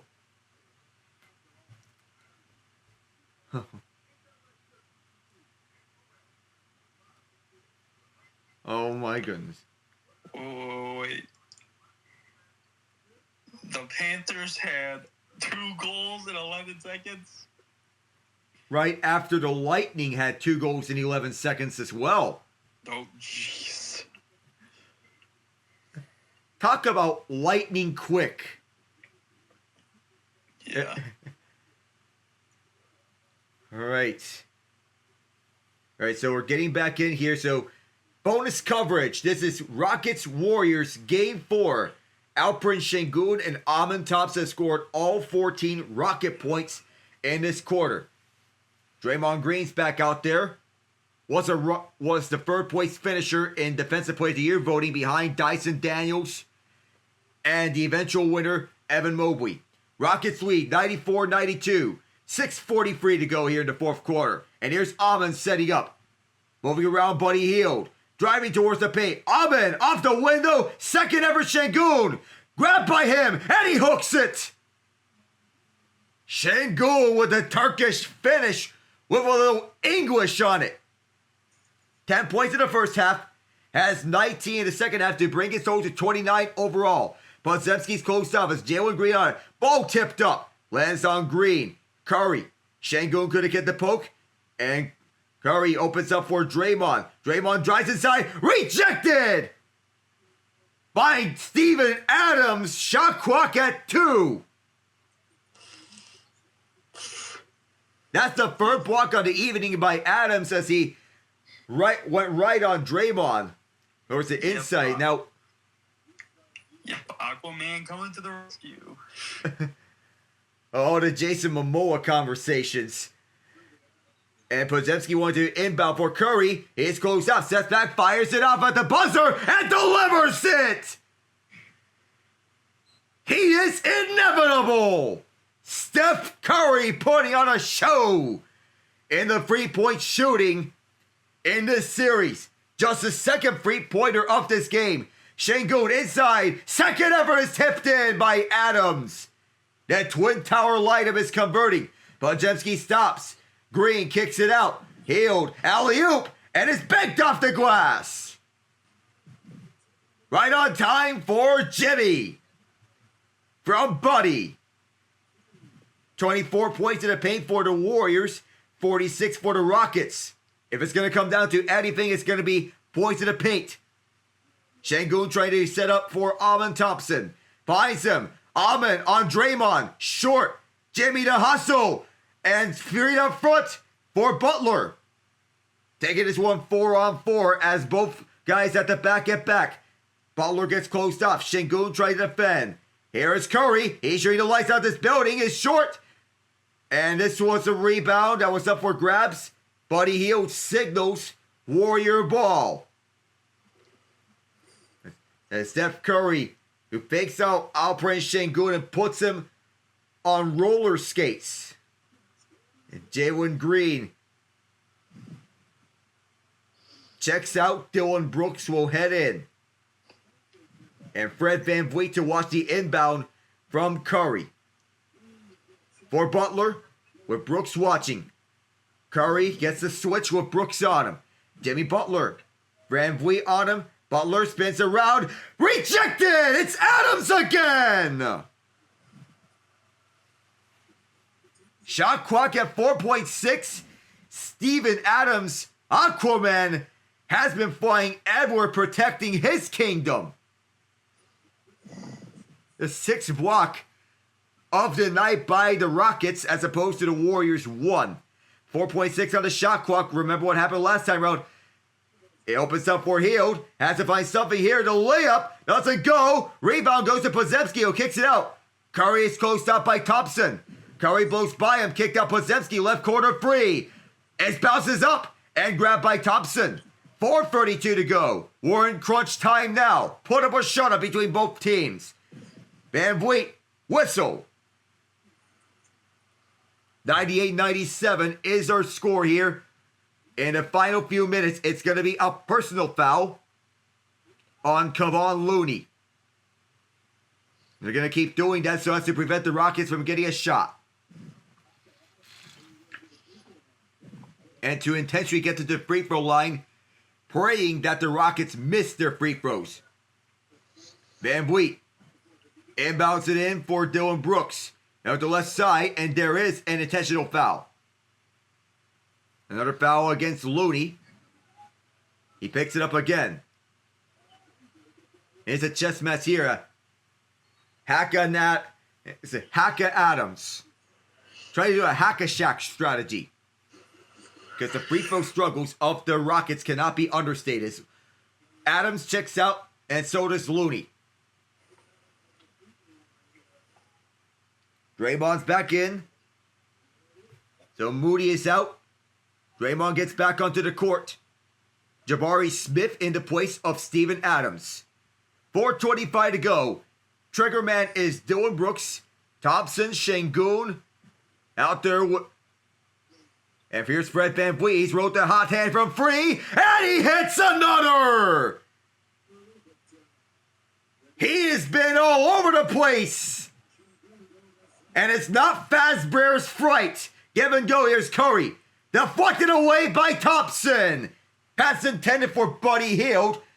But the defensive dynamo, Alvin Thompson, deflects that pass away. Fred VanVleet shooting the lights out here at the Chase Center. He's got 22. The first team to reach 100 points has a 25-2 record in the playoffs. Inside green for Podziemski. Podziemski's been electric. Inside green again. Jimmy Butler lays one off the glass. 2-point game here at San Francisco. 101-99. Game is still within reach for both teams. Jimmy with 20. VanVleet with 22. Şengün with 29. Who's a high hand go to here? VanVleet finds Şengün. Cutting around. Şengün hooking one. Bounced out. Draymond grabs the rebound. Chance to take the lead here for the Warriors. Steph Curry setting up shot at the right side. Buddy Hield step back. Delivers. Buddy Hield is not your buddy guy. 3:20 to play here in this back and forth contest.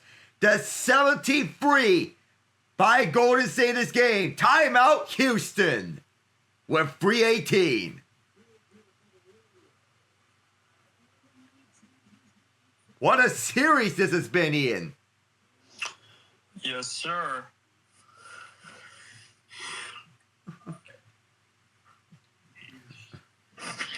Now, funny business, fellas. Just keep making your shots.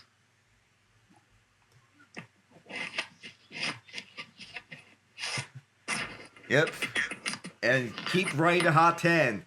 You want to make sure you have your closers set up. We do know who the closers are for the Warriors. That being Curry and Jimmy. For the Rockets, who's going to step up in the clutch?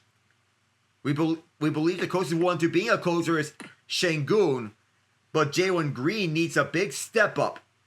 He was on the bench in that last sequence, and we'd anticipate that someone is going to have to take the last shot if the Rockets have to play from behind. Şengün is 29, VanVleet is 22, and the way that VanVleet's been playing, he's probably setting himself up for a nice scenario up front. Thompson's got 17 with 8 rebounds. He's been all over the court and can play at either forward position and either guard position.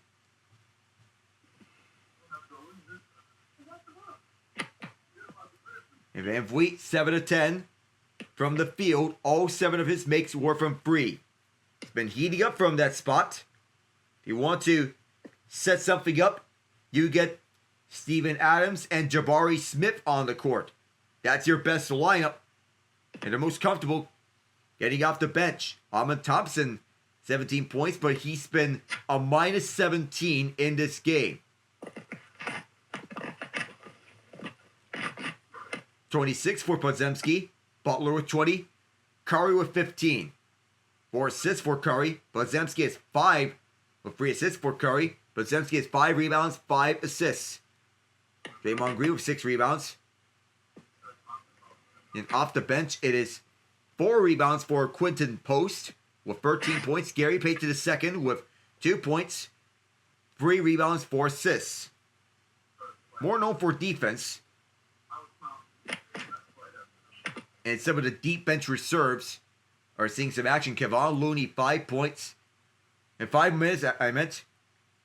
Trace Jackson Davis also got some minutes. And it seems that Steve Kerr is trusting Guy Santos over Jonathan Kuminga. Kuminga's role has diminished over time. And it looks like he may be out of the Warriors' plans next year. So tomorrow's slate in the NHL has the Maple Leafs and Senators at 7 Eastern. Hurricanes and Devils at 7:30 Eastern. Wild and Golden Knights at 9:30 Eastern. Kings and Oilers at 10 Eastern. And the venues, and those are all game 5s. The venues are Scotiabank Arena at Toronto, Lenovo Center at Raleigh, T-Mobile Arena at Las Vegas, and Staples Center at Los Angeles. For the Rockets to come back, they'll have to force their turnovers, dominate the glass, and find your closer. Şengün has 29 points. He is your closer. The Rockets have a +5 differential in offensive rebounds. They have 20 points off the 10 turnovers they've generated. Van Vliet sets up shop. Van Vliet with Hield on him. Van Vliet again. Fred. Also it's the left wing side, a free. Bounced off the glass, rebounds grabbed by Green. It's all tangled up, trying to get away. And he does get away. Podziemski sets it up. Cycling this one around. Dropping it back for Green one more time. Less than 3 minutes on the clock. Curry. Pass partially deflected, kicked out Podziemski. Left side, not even close. Offensive rebound here for the Warriors. Hield will try this one. Off the glass. Thompson did not let this one go. As he was stumbling backwards, he saved this one, a crucial keep. Şengün drives on Green. Şengün in and out. He'll kick it out for Thompson.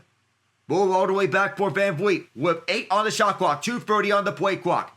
Van Vliet backs up. Podziemski tightens up on defense. Van Vliet activates up. Lets one go, is blocked! And it will go to the Warriors. Someone got a hand on it, and now the Warriors move back up front. Towards the paint is Butler. Oh, rolls it in! Jimmy Butler once again in the clutch. 2:05 to play. Warriors have scored the last 7 points. Van Vliet moves out to the left side. Driving is Smith. Oh, kicks it out. That's off of Van Vliet. It's a backcourt violation. 1:55 to go.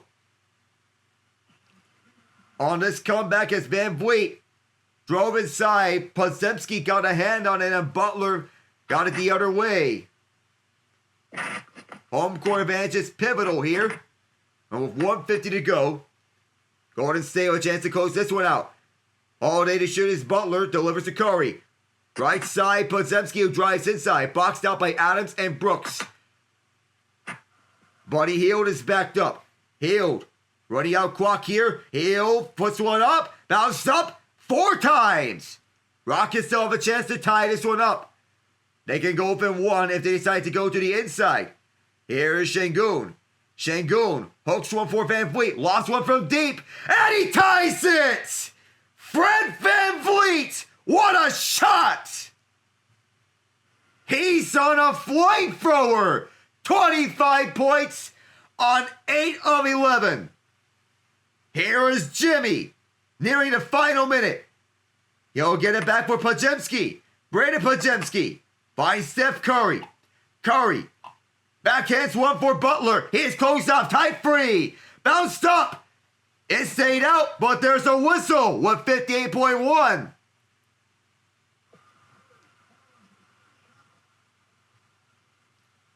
And the worst time to commit a foul for Dylan Brooks. And it was contact on Butler at the shot. not the time you want to take, and the Rockets call a timeout. It's going to be free throws for Jimmy.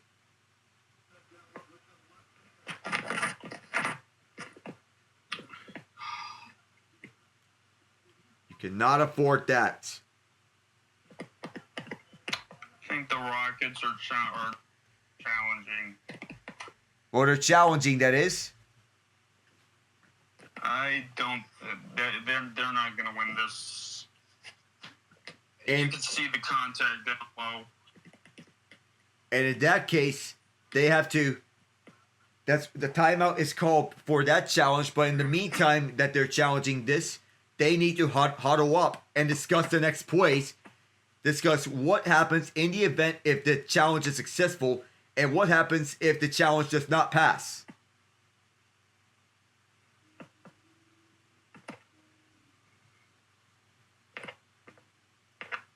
So now, to give you the score lines, it is 26 for Podziemski, 22 for Butler, 17 for Curry, 15 for Hill, 29 for Şengün, 25 for Van Vliet, 17 for Thompson. So the Rockets are challenging. I think the left hand. That's where the contact was. Yep. But they're trying to allege minimal contact. But that was a shot. Yeah, that was illegal contact. Clear foul. The timeout is wasted. Yep. Not what you want to see here from Houston. But this is, as I mentioned, bonus coverage. If you're just joining us here, the Dallas game is over. The Stars have won 6-2. Headed to Ball Arena. As Butler is discussing with Steve Kerr. 58.7 on the clock as Brooks, who was in the middle of that scuffle earlier in this game, walks back onto the court. And everyone gets back on here. And it is a shooting foul. And Butler is discussing with the official, Hammond Thompson, with Brandon Podziemski. He's trying to huddle up with them. What in the world is happening here? That's the second time someone tried to join a huddle. Thompson has some words for the Warrior bench, and it will be free throw attempts for Jimmy Butler. In the first half, he had 4 points. In the second half, 18 points. First shot, got it in. Of course, you know who the closers are for the Warriors. But you see if the Rockets can answer that with another sharp shooting effort from Van Vliet. Second shot is good. Van Vliet has joined along with a 3-point party. Curry is subbed out. Warriors trying to prioritize defense here as they get their defensive guys out. First shot. And there's a hat trick. 25 for Jimmy. A perfect 10 for 10 from the line. Spin by Van Vliet. Podziemski still sticking with him. Şengün sets up. Van Vliet staying the screen. With Şengün getting switch. With Butler staying with him. Şengün posts up on his back. Şengün lays one off the glass. It is a 1-point game. And Steve Kerr takes his timeout. So now, strategies are important. To how will the strategies play out here? Do the Warriors get Curry back on the court? I would believe so. I don't see how they don't. I mean, your last few seconds left, a 4-point lead basically seals the game. Why wouldn't you? Why not? Try to close out this game. Run out time here. And deliver.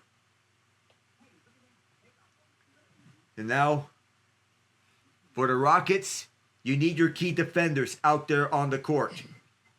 And that means Adams, who I imagine is going to be playing a large part of the defense. He has 4 blocks.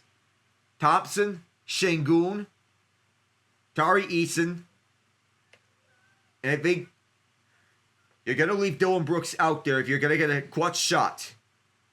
Neither team has a foul to give, and the Warriors have their challenge and timeout. Once they use that timeout, they can no longer challenge plays. Warriors lead the series 2-1, looking to take a stranglehold in this series. Only 11 teams in NBA history have came back from a 3-1 series deficit. The most recent being the 2020 Denver Nuggets, who did it twice. Steph Curry's going to inbound. Podziemski's open up at the point. Just 40.8 seconds left. A tangle. Butler gets free. At the right wing with Eason on him. Jimmy Butler slows up the action. Waiting timeout. Butler drives up. Trying to deliver a kill shot. Mid-range shot on the way. Bounces up and out. This was last touched by Houston. Shot clock is going to be reset to 14. 28.8 seconds. And you believe that the Rockets need to foul here. You do have that timeout, which can be beneficial. Inbound is for Butler from Curry. Now Curry again. Steph Curry, watched by Tari Eason, blows right by him. His jump shot doesn't go. Rockets have a chance to take the lead. Shot clock is turned off. Van Vliet runs into a wall. Goes back, and a timeout is going to be called here. This set up the last play for the Rockets. But the all-important thing here, 13.1 seconds, you have to get a go-ahead play. You can take the 2, and that's a safe play. Find Şengün. That's your go-to guy. That's the guy who you want to take for the last shot because that's your closer. But also, here's the second part, Ian. Do not leave too much time on the clock. No. Even a second is too much because of who? Because of number 30 in yellow. And not just number 30 in yellow, number 10 in yellow too, Jimmy Butler. These two can deliver. I'm not going for the three-pointer here. I'm going for the safe play. Go inside the paint and look to find Şengün here for the game winner. All right, so getting back into action, 13.1 seconds left. Rockets have used their final timeout to set up the game-winning play. Here in regulation, they're going for the win. Jalen Green and Alperen Şengün looking to get back on there. Curry is back out onto the court. They have their veterans out there as well. Van Vliet, the sharpshooting three-pointer, has been falling for him. Van Vliet's there. Şengün's there. And Brooks will trigger. He's going to get this in from the near side of the court. Adams, Şengün, Van Vliet, Brooks. Şengün trying to get open. Finds the near corner for Van Vliet. Warriors trying to defend this last play. Here's Şengün, who spins. Şengün hooks one, bounces up, grabbed by the Warriors, and there is a foul with 4 seconds. Draymond Green fired up. Şengün hooked one. That was the right play to make. Draymond was there. And after all sorts of drama, the Warriors will get 2 shots out of this one. The rebound by Jimmy Butler and the foul will put the Rockets in a precarious situation.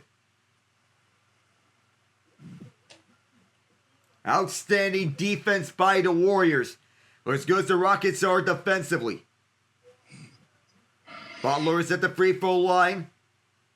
It's a 1-possession game. The Rockets used up their final timeout. The first shot, good. 26 for him. 4 seconds.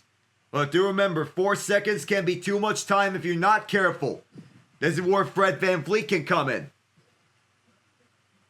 And no timeouts for the Rockets. You're probably going to have to get a half-court heave if the situation calls for that. Here's the second one. Good. 3-point game. The Rockets are going to have to do something for the outside. That's where VanVleet has been sharp. VanVleet moving with pace. VanVleet, the final shot on the way. Missed it. The Warriors deliver a thriller.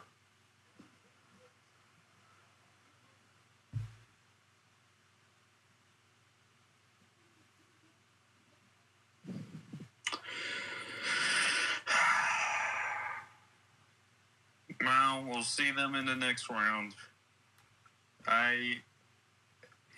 Houston will get one more game, but Alec, the Rockets are just not ready.